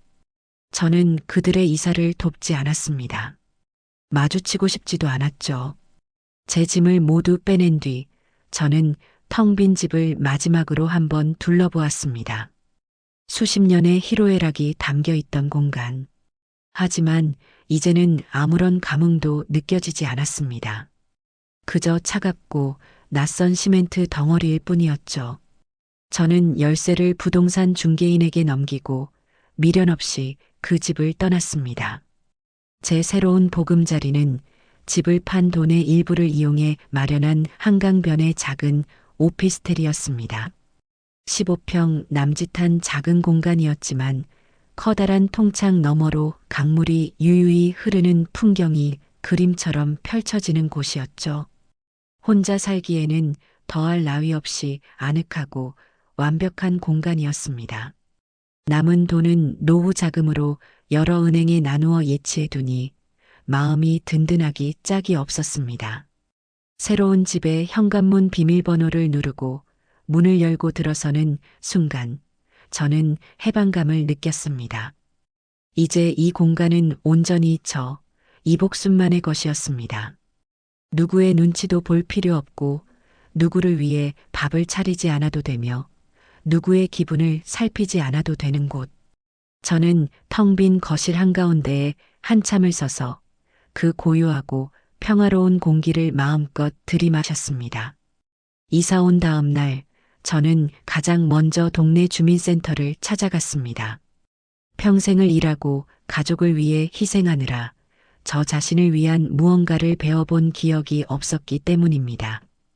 게시판에 붙어 있는 수많은 강좌 목록을 보다가 제 눈에 가요 교실이라는 네 글자가 들어왔습니다. 저는 망설이지 않고 수강 신청을 했습니다.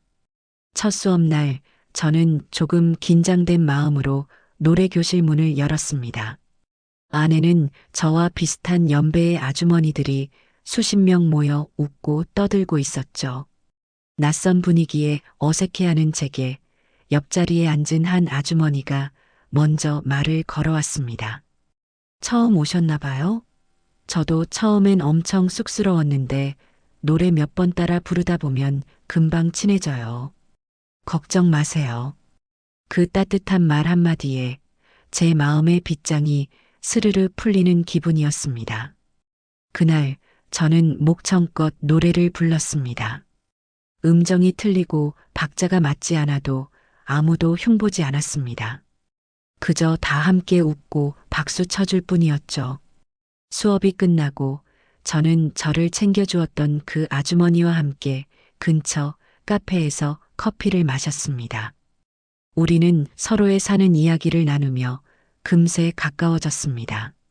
제게도 친구라는 것이 생긴 것입니다. 그날을 시작으로 제 삶은 180도 달라졌습니다.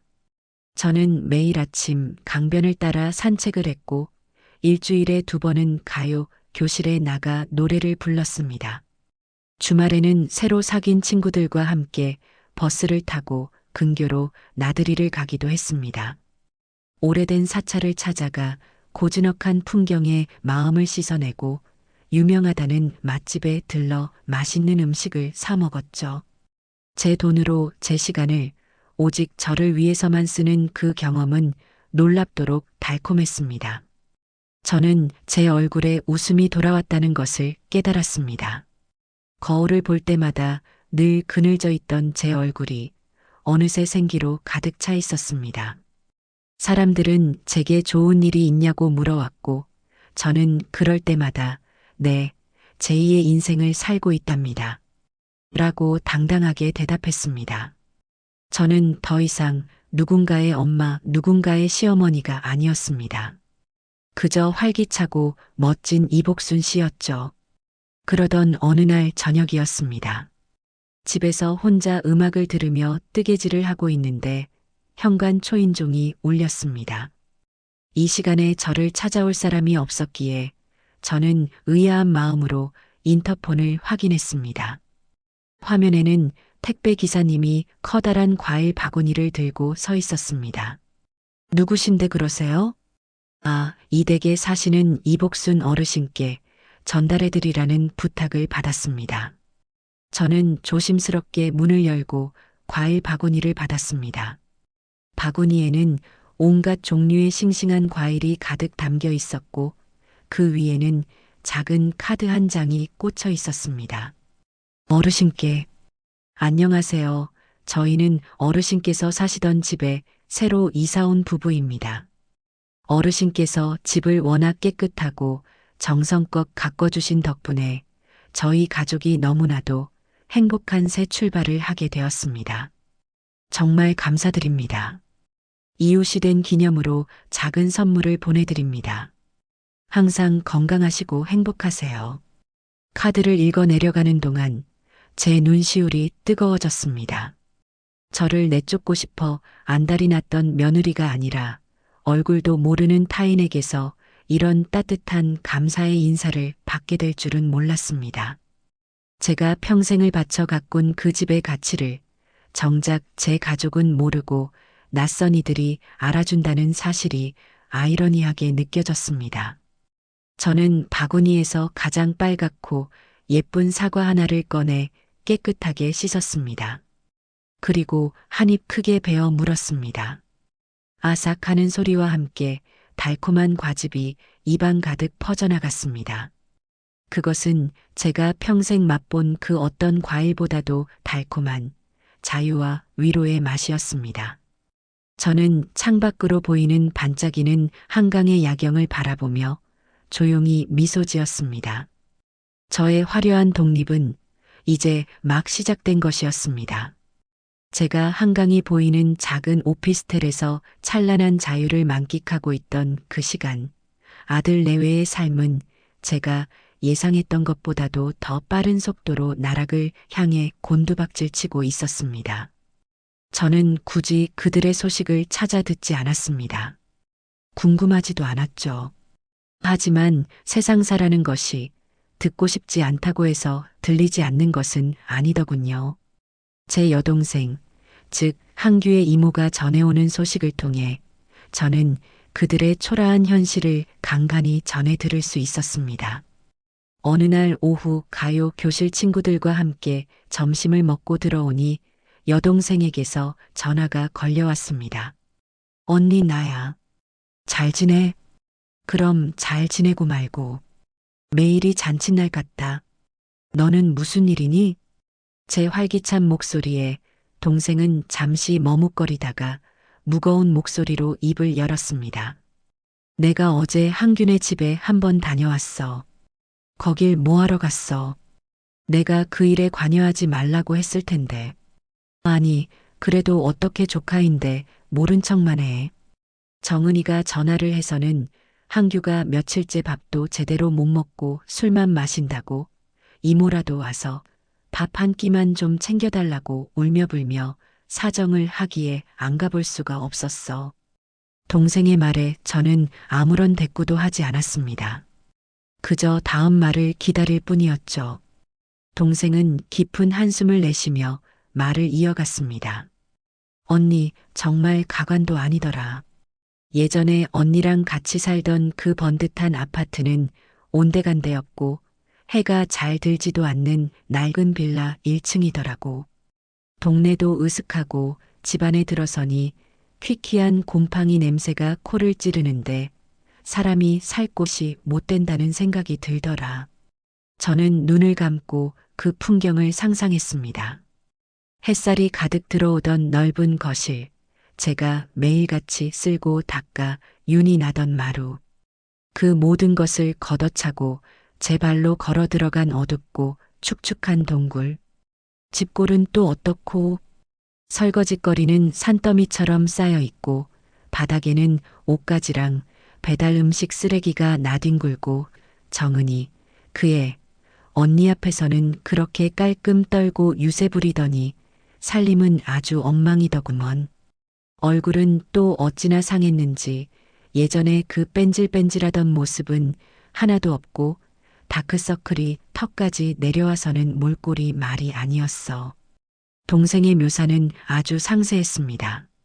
제 앞에서 늘 완벽한 모습만 보이려 애썼던 며느리의 초라한 민낯을 그려보니 쓴웃음이 나왔습니다. 저라는 존재가 그 아이에게 얼마나 편리한 배경이자 하녀였는지 이제야 조금은 깨닫고 있을까요? 항규는 더 심각해. 아주 사람이 반쪽이 됐어. 술에 절어서는 눈도 제대로 못 뜨고 내가 억지로 밥을 떠먹여주니 그걸 또 받아 먹으면서 엉엉 우는데. 아이고 언니, 내 속이 다 뒤집어지는 줄 알았어. 둘이 아주 얼굴만 마주치면 으르렁거리더라. 내가 사다 준 밑반찬을 냉장고에 넣으면서 정은이가 항규한테 이게 다 당신이 무능해서 우리가 이 꼴로 사는 거 아니야. 하고 소리를 지르니까 항규도 지지 않고 누가 그따위 소원을 빌으래. 너만 입 다물고 있었어도 우리가 여기서 이러고 살지는 않아. 하고 맞받아치는데 아주 전쟁터가 따로 없었어. 서로를 못 잡아먹어서 안달이 난 사람들처럼 보였어. 저는 그 말을 들으며 제가 사라진 그들의 삶이 결코 행복할 수 없으리라는 것을 확신했습니다. 그들은 저를 탓하며 서로를 원망하고 원망 속에서 서서히 함께 무너져 내리고 있었습니다. 그들이 꿈꿨던 어머니 없는 완벽한 삶이란 서로의 치부를 가려주고 꾸준히를 대신해주던 방패막이와 그림자가 사라지자마자 처참하게 부서져 내린 신기루에 불과했던 것입니다. 언니, 그래도 너무 매정하게만 굴지 마. 항규걔 언니 아들이잖아. 이러다 애 잡겠어, 정말. 동생의 걱정 어린 말에 저는 단호하게 대답했습니다. 그 또한 그 아이의 몫이다. 성인이 되었으면 자신의 선택에 책임을 지는 법도 배워야지. 언제까지 어미 치마폭에 쌓여 살 수는 없는 노릇 아니냐. 나는 이제 내 인생을 살 거다. 그러니 너도 더는 그 집에 가지 마라. 괜히 동정심에 도와주기 시작하면 밑 빠진 독에 물 붓기가 될 뿐이야. 저는 동생과의 전화를 끊고 창밖을 바라보았습니다. 측은한 마음이 들지 않았다면 거짓말이겠지만 그보다 더 큰 것은 그러게 왜 그랬니 하는 안타까움이었습니다. 제가 그들에게 바란 것은 많은 것이 아니었습니다. 그저 따뜻한 말 한마디, 고맙다는 진심 어린 인사, 그리고 한 가족으로서의 최소한의 존중. 그것만 있었더라면 우리는 지금도 그 햇살 가득한 집에서 함께 웃고 있었을지도 모릅니다. 그렇게 몇 주가 더 흘렀습니다. 동생의 경고에도 불구하고 저는 그들이 곧 제게 손을 벌리게 될 것이라고 예상하고 있었습니다. 그리고 그 예상은 틀리지 않았죠. 어느 늦은 밤 제 휴대폰에 모르는 번호로 전화가 걸려왔습니다. 아들 내외의 번호는 모두 차단해 둔 상태였기에 저는 무심코 전화를 받았습니다. 여보세요. 엄마. 수화기 너머로 들려온 목소리는 술에 잔뜩 취해 혀가 꼬인 아들 한규의 목소리였습니다. 저는 아무 말 없이 숨을 죽였습니다. 엄마 나 한규야. 엄마 미안해. 내가 정말 잘못했어. 한규는 대뜸 울음 섞인 사과부터 늘어놓았습니다. 저는 차갑게 물었죠. 무슨 일이냐? 용건만 말해라. 엄마 우리 정말 힘들어. 정은이도 몸이 안 좋아서 병원에 다녀야 하는데 그것도 다 돈이고 나 월급은 뻔한데 이번 달 월세 낼 돈이 모자라. 한규는 한참을 우물쭈물하며 서론을 늘어놓다가 마침내 본론을 꺼냈습니다. 엄마 정말 미안한데 돈 좀 빌려주면 안 될까? 딱 월세만 내고 다음 달에 바로 갚을게. 엄마. 제발. 올 것이 왔구나 싶었습니다. 제 아들은 결국 제게 돈을 구걸하기 위해 전화를 한 것이었습니다. 제가 그토록 지키고 싶었던 아들의 자존심은 이제 그 어디에도 남아있지 않았습니다. 저는 깊게 숨을 들이마셨다가 내뱉었습니다. 그리고 제 인생에서 가장 단호하고 냉정한 목소리로 대답했습니다. 없다. 뭐라고 엄마? 너에게 빌려줄 돈 단 한 푼도 없다고 했다. 내가 그 집을 팔아서 받은 돈이 어디에 있는지 궁금하니? 그 돈은 전부 내 노후를 위해 꽁꽁 묶어두었다. 내 남은 인생을 위해, 나 자신을 위해 쓸 돈이다. 너희에게 흘러들어갈 돈은 이제 단 10원도 없어. 엄마, 제발 이번 한 번만. 한규야. 저는 아들의 말을 끊었습니다. 나는 너희에게 복수하기 위해 이런 일을 벌인 것이 아니다. 나는 그저 너희의 소원을 들어주고 내 인생을 찾았을 뿐이다. 너희가 지금 겪고 있는 어려움은 모두 너희가 자초한 일이야. 그러니 이제부터는 너희 두 사람의 힘으로 해결해 나가거라. 그것이 진짜 어른이 되는 과정이다. 배가 고프면 더 열심히 일을 하고 돈이 없으면 씀씀이를 줄여야지. 언제까지 어미에게 기댈 생각이야. 나는 이제 너의 지갑이 아니다.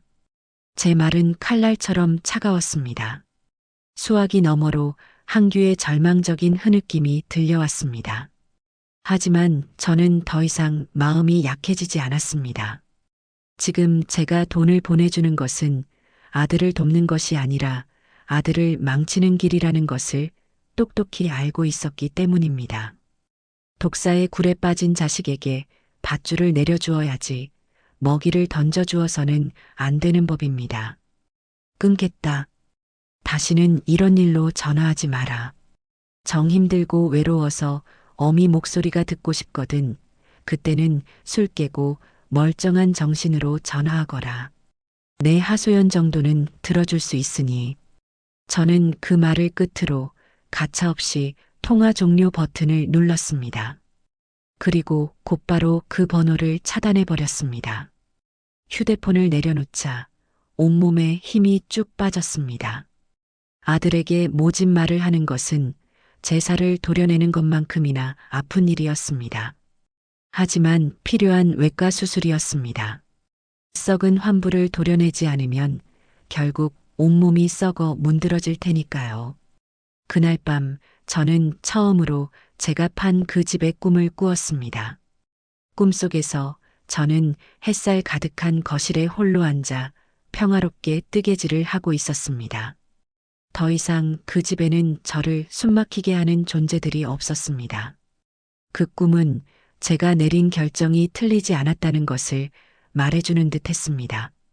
아들이 돈을 빌려달라며 전화했던 그날 이후로 몇 달의 시간이 더 흘렀습니다. 계절이 두어 번 바뀌는 동안 저는 저의 새로운 삶에 완벽하게 적응해 나갔습니다. 가요 교실 친구들과는 이제 자매처럼 가까워져 함께 1박 2일로 여행을 다녀오기도 했고, 새로 배우기 시작한 스마트폰 활용법 수업 덕분에 세상과 소통하는 것이 훨씬 즐거워졌습니다. 아들에게서는 더 이상 연락이 오지 않았습니다. 아마도 제 단호한 태도에 모든 기대를 접었거나 혹은 제 마지막 말대로 술이 아닌 맨정신으로는 차마 제게 전화할 용기가 나지 않았을지도 모릅니다. 저는 일부러 그들의 소식을 궁금해하지 않으려 애썼습니다. 그러던 어느 화창한 가을날 오후였습니다. 저는 친구들과 함께 단풍 구경을 다녀온 뒤 기분 좋게 집으로 돌아왔습니다. 현관문을 열고 들어서려는데 제 집 문 앞에 웬 남자가 쭈그리고 앉아 있었습니다. 낯선 사람의 모습에 깜짝 놀라 뒷걸음질 치려던 순간 그 남자가 천천히 고개를 들었습니다. 엄마. 그것은 제 아들 한규였습니다. 마지막으로 목소리를 들었던 몇 달 전보다도 훨씬 더 수척해진 모습이었습니다. 헬쑥한 얼굴에 광대뼈가 도드라져 보였고 머리는 까치집을 짓고 있었습니다. 하지만 예전처럼 술에 취해 있지는 않았습니다. 오히려 그 눈빛은 오랫동안 잠을 자지 못한 사람처럼 퀭하면서도 이상하리만치 맑고 투명했습니다. 저는 잠시 동안 아무 말도 하지 못하고 아들을 내려다보았습니다. 제 오피스텔 주소는 알려준 적이 없는데 어떻게 이곳을 알아냈을까요? 아마도 이모를 족쳤거나 혹은 다른 방법을 총동원했겠죠. 여긴 어떻게 알고 찾아왔니? 제 목소리는 저도 모르게 차갑게 나갔습니다. 한규는 힘겹게 자리에서 일어서더니 제 앞에 와서 쿵 소리를 내며 무릎을 꿇었습니다. 아스팔트 바닥에 무릎 꿇는 소리가 제 가슴에도 똑같이 울리는 듯 했습니다. 엄마, 제가 잘못했습니다. 제가 정말 죽을 죄를 지었습니다. 한규는 고개를 깊이 숙인 채 흐느끼기 시작했습니다. 저는 주변을 한번 둘러보았습니다. 오가는 이웃들의 시선이 느껴졌죠. 저는 낮게 말했습니다. 일어나거라. 남들 보는 앞에서 이게 무슨 추태냐. 들어와서 얘기해. 저는 현관문을 열고 안으로 들어섰습니다. 한규도 비틀거리며 일어나 제 뒤를 따라 집 안으로 들어왔습니다. 집 안에 들어선 한규는 잠시 동안 넋을 잃고 거실을 둘러보았습니다. 작지만 깨끗하고 햇살이 가득 들어오는 아늑한 공간. 자신이 아내와 함께 살고 있는 어둡고 축축한 빌라와는 너무나도 다른 풍경이었겠죠. 그 아이의 얼굴에 스쳐 지나가는 복잡한 감정을 저는 읽을 수 있었습니다. 앉아라. 제가 소파를 가리키자 한규는 그 앞에 무릎을 꿇고 앉은 채로 고개를 들지 못했습니다. 그리고 한참 만에 아주 힘겹게 입을 열었습니다. 제가 정말 어리석었습니다, 엄마. 제가 비겁하고 못난 아들이었습니다. 엄마가 정은이 때문에 얼마나 힘들어 하셨는지 사실은 다 알고 있었습니다. 알면서도 저는 제 가정이 시끄러워지는 게 싫어서 아내에게 싫은 소리 한번 제대로 못하고 엄마만 참아주시길 바랐습니다. 엄마의 희생을 너무나도 당연하게 생각했습니다. 한규는 두서없이 하지만 진심을 담아 자신의 잘못을 고백하기 시작했습니다. 그것은 변명이 섞인 사과가 아니었습니다. 오롯이 자신의 잘못을 인정하고 용서를 구하는 처절한 고해성사였습니다. 엄마가 집을 파셨을 때 저는 엄마를 원망했습니다. 어떻게 우리한테 이럴 수 있나? 엄마가 너무 매정하다고 생각했습니다. 하지만 막상 엄마 없이 살아보니 알겠더군요. 저희가 얼마나 엄마에게 많은 것을 의지하고 또 엄마를 힘들게 했는지를요. 집안은 쓰레기장으로 변했고 정은이와 저는 하루가 멀다 하고 서로를 탓하며 싸웠습니다. 엄마가 해주시던 따뜻한 밥, 깨끗한 옷, 그 모든 것이 사라지고 나서야 그것이 공짜가 아니었다는 것을, 엄마의 사랑과 희생이었다는 것을 깨달았습니다. 한규의 어깨가 가늘게 떨리고 있었습니다. 지난번에 제가 술에 취해 돈을 빌려달라고 전화했던 날, 엄마가 제게 하셨던 말씀을 듣고 저는 정말 부끄러워서 죽고 싶었습니다. 엄마 말이 다 맞았습니다. 저는 나이만 먹었지 아직 어른이 되지 못한 놈이었습니다. 그날 이후로 정말 많은 생각을 했습니다. 무엇이 잘못된 건지, 어디서부터 다시 시작해야 하는 건지요. 한규는 잠시 말을 멈추고는 떨리는 목소리로 말을 이었습니다. 정은이도 지금은 많이 달라졌습니다. 처음에는 저를 탓하고 엄마를 원망하고 세상을 비관하며 매일 울기만 했습니다. 그러다가 어느 날 자기가 먼저 말을 꺼내더군요. 다 자기 잘못이라고. 자기가 너무 이기적이고 어리석었다고요. 지금은 동네 작은 심리 상담소에 다니고 있습니다. 자신의 문제를 제대로 마주해보고 싶다고 하더군요. 저는 며느리가 상담 치료를 받고 있다는 말에 조금 놀랐습니다. 그토록 자기 중심적이고 오만했던 아이가 스스로의 문제를 인정하고 도움을 구하고 있다는 사실이 믿기지 않았죠. 오늘 제가 엄마를 찾아온 것은 돈을 빌리러 온 것이 아닙니다. 저희를 다시 받아달라고 조르러 온 것도 아닙니다. 그저 엄마에게 용서받고 싶어서 왔습니다. 제가 지은 죄 진심으로 사죄하고 싶어서요. 용서해주지 않으셔도 괜찮습니다. 평생 이렇게 죄인으로 살아도 저는 할 말이 없습니다. 그저 엄마 얼굴을 뵙고 이 말씀을 꼭 드리고 싶었습니다. 한규는 말을 마치고 이마가 바닥에 닿을 듯이 깊이 엎드렸습니다. 그 작은 등에서 터져나오는 울음소리가 제 마음을 흔들었습니다. 저는 말없이 자리에서 일어나 부엌으로 향했습니다. 그리고 찬장을 열어 쌀을 씻고 냉장고에서 반찬 몇 가지를 꺼냈습니다. 달그락거리는 소리에 한규가 고개를 들고 저를 바라보았습니다. 엄마, 일어나거라. 바닥이 차다. 소파에 앉아 있어. 저는 밥을 안 치고 작은 냄비에 된장찌개를 끓이기 시작했습니다. 보글보글 찌개가 끓는 소리가 어색한 침묵을 채워주었습니다. 잠시 후 저는 작은 밥상을 차려 엎드려 있는 한규 앞에 가져다 놓았습니다. 따뜻한 밥 한 그릇과 된장찌개, 그리고 김치와 나물 반찬 몇 가지가 전부인 소박한 밥상이었습니다. 먹어라. 너 오는 줄 알았으면 고기 반찬이라도 좀 해놓는 건데 있는 게 이것뿐이구나. 한규는 밥상을 내려다보며 다시 눈물을 뚝뚝 흘리기 시작했습니다. 엄마, 저는 이런 거 먹을 자격도 없는 놈입니다. 자격 같은 소리 하고 있네. 어서 먹어. 안 먹으면 내다 버릴 거다. 제 투박한 말에 한규는 떨리는 손으로 수저를 들었습니다. 그리고 밥 한 술을 크게 떠서 입에 넣고는 어린아이처럼 소리내어 울며 밥을 삼켰습니다. 그 모습을 보니 저 역시 눈시울이 뜨거워졌습니다. 한참 동안 아들이 밥 먹는 모습을 지켜보던 저는 조용히 입을 열었습니다. 한규야, 내가 진심으로 뉘우치고 있다니 어미로서 어찌 너를 용서하지 않겠니? 제 말에 한규의 어깨가 크게 들썩였습니다. 지난 일은 이제 잊자. 사람이라면 누구나 실수를 하고 잘못을 저지르며 사는 거다. 중요한 것은 그 잘못을 깨닫고 다시는 반복하지 않으려 노력하는 것이지. 엄마 고맙습니다. 정말 고맙습니다. 하지만 한규야. 저는 한규를 똑바로 바라보며 가장 중요한 말을 꺼냈습니다. 나의 용서가 과거로 돌아가는 것을 의미하지는 않는다.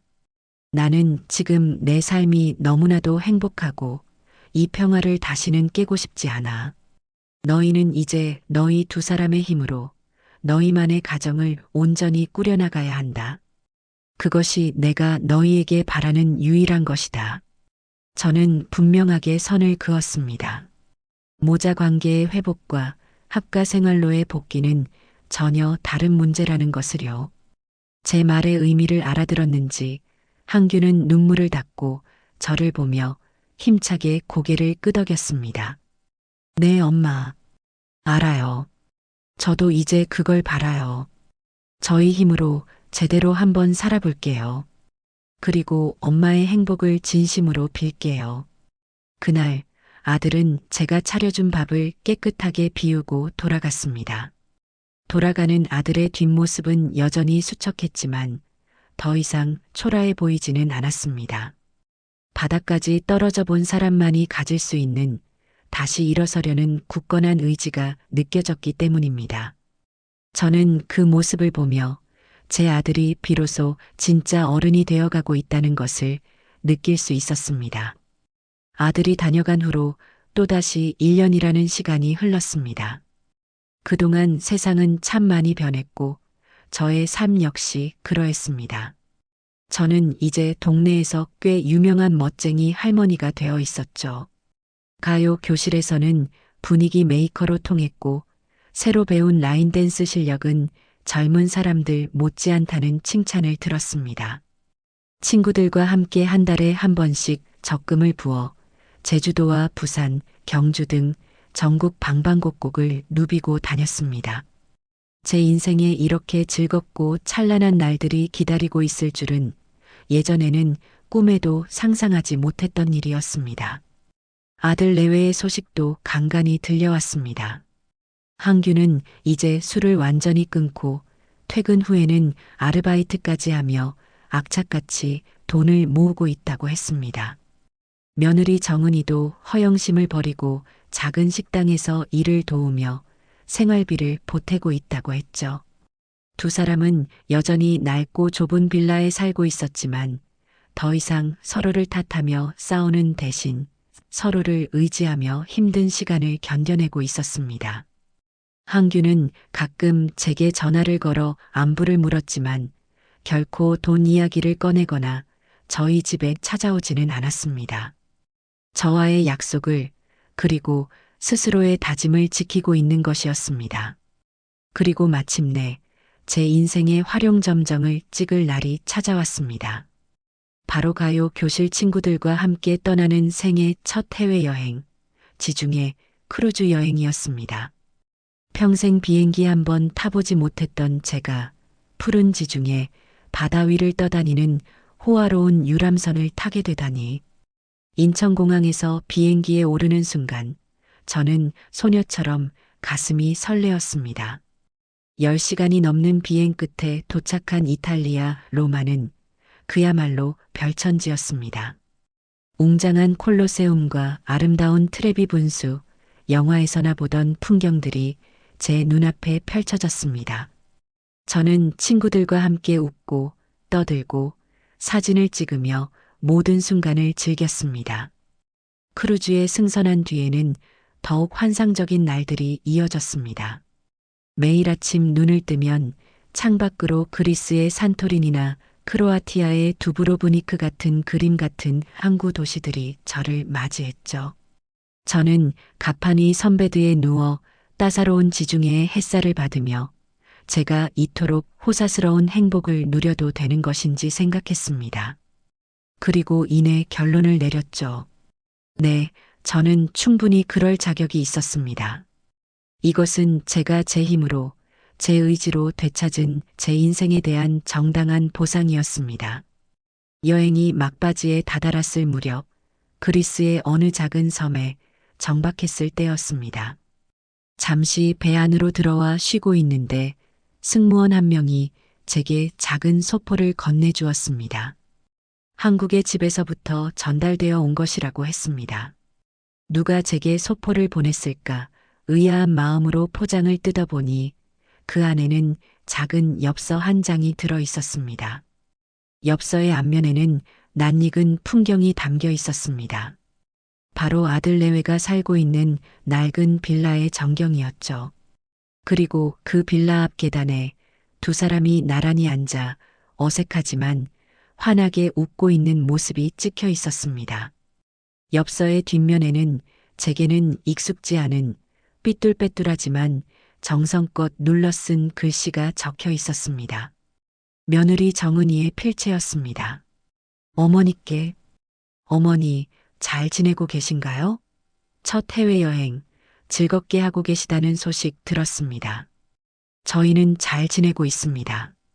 여전히 좁고 낡은 집이지만 이제는 이곳이 저희 두 사람의 힘으로 꾸려나가는 소중한 공간이라는 것을 깨달아가고 있습니다. 어머니께서 저희에게 주신 가장 큰 가르침이 아니었나 싶습니다. 어머니, 저희도 저희만의 공간에서 저희 방식대로 잘 살아보려 노력하고 있습니다. 그러니 저희 걱정은 마시고 부디 오래오래 건강하게 어머니의 멋진 인생을 마음껏 즐겨주세요. 항상 감사하고 죄송합니다. 정은올림. 저는 엽서를 든 채 한참 동안 움직일 수가 없었습니다. 저희만의 공간. 정은이가 쓴 그 네 글자가 제 심장을 관통하는 듯 했습니다. 그 아이는 이제야 깨달은 것입니다. 진정한 공간의 의미를요. 예전에 그 아이가 그토록 원했던 공간이란 단순히 시어머니가 없는 물리적인 빈 곳을 의미했습니다. 하지만 그 결과는 텅 빈 자유가 아니라 책임과 현실이라는 무거운 짐뿐이었죠. 이제 그 아이는 공간이란 누군가를 배제해서 얻는 것이 아니라 서로를 존중하고 각자의 책임을 다할 때 비로소 완성되는 것이라는 사실을 배우고 있었습니다. 저는 엽서를 가슴에 품고 다시 갑판으로 나갔습니다. 저 멀리 수평선 너머로 붉은 해가 지고 있었습니다. 바다는 온통 황금빛으로 물들어 있었고 시원한 바닷바람이 제 머리카락을 부드럽게 흩날렸습니다. 저는 눈을 감고 제 인생을 돌아보았습니다. 아들 하나만 바라보고 살았던 기나긴 희생의 시간, 며느리에게 무시당하며 서름을 삼켜야 했던 고통의 시간, 그리고 마침내 모든 것을 버리고 제 자신을 되찾았던 결단의 시간, 그 모든 시간이 파노라마처럼 스쳐 지나갔습니다. 제가 집을 판 것은 단순히 그들에게 복수하기 위함이 아니었습니다. 그것은 저 자신을 구원하기 위한 마지막 몸부림이었습니다. 며느리의 소원을 들어준다는 명분 아래 저는 저를 올가매던 모든 굴레로부터 제 자신을 해방시켰던 것입니다. 그리고 그 결과 저는 역설적이게도 아들 내외에게 스스로 일어설 수 있는 기회를 주게 되었습니다. 만약 제가 그때 그들의 애원에 못 이겨 다시 예전의 삶으로 돌아갔다면 우리는 아마 지금도 서로를 원망하며 불행의 늪에서 허우적대고 있었을 겁니다. 저는 이제 그들을 용서했습니다. 그리고 진심으로 그들의 행복을 빌어줄 수 있게 되었습니다. 멀리서 각자의 공간에서 서로의 삶을 응원해주는 것. 그것이 지금 우리에게 가장 이상적인 가족의 형태라는 것을 깨달았기 때문입니다. 해가 완전히 수평선 너머로 사라지고 하늘에는 별들이 하나둘씩 떠오르기 시작했습니다. 저는 깊게 숨을 들이마셨습니다. 짭조름한 바다 내음과 함께 완전한 자유의 공기가 제 폐부 깊숙이 스며들었습니다. 이제 저는 더 이상 누군가의 엄마나 시어머니가 아닌 오롯이 이복순으로 제 인생의 주인으로 서 있었습니다. 그리고 제 앞에는 저 별들만큼이나 무한하고 반짝이는 날들이 펼쳐져 있었습니다. 이보다 더 완벽한 소원 성취가 또 어디에 있을까요? 저는 바다를 향해 그리고 제 자신을 향해 조용히 미소 지었습니다.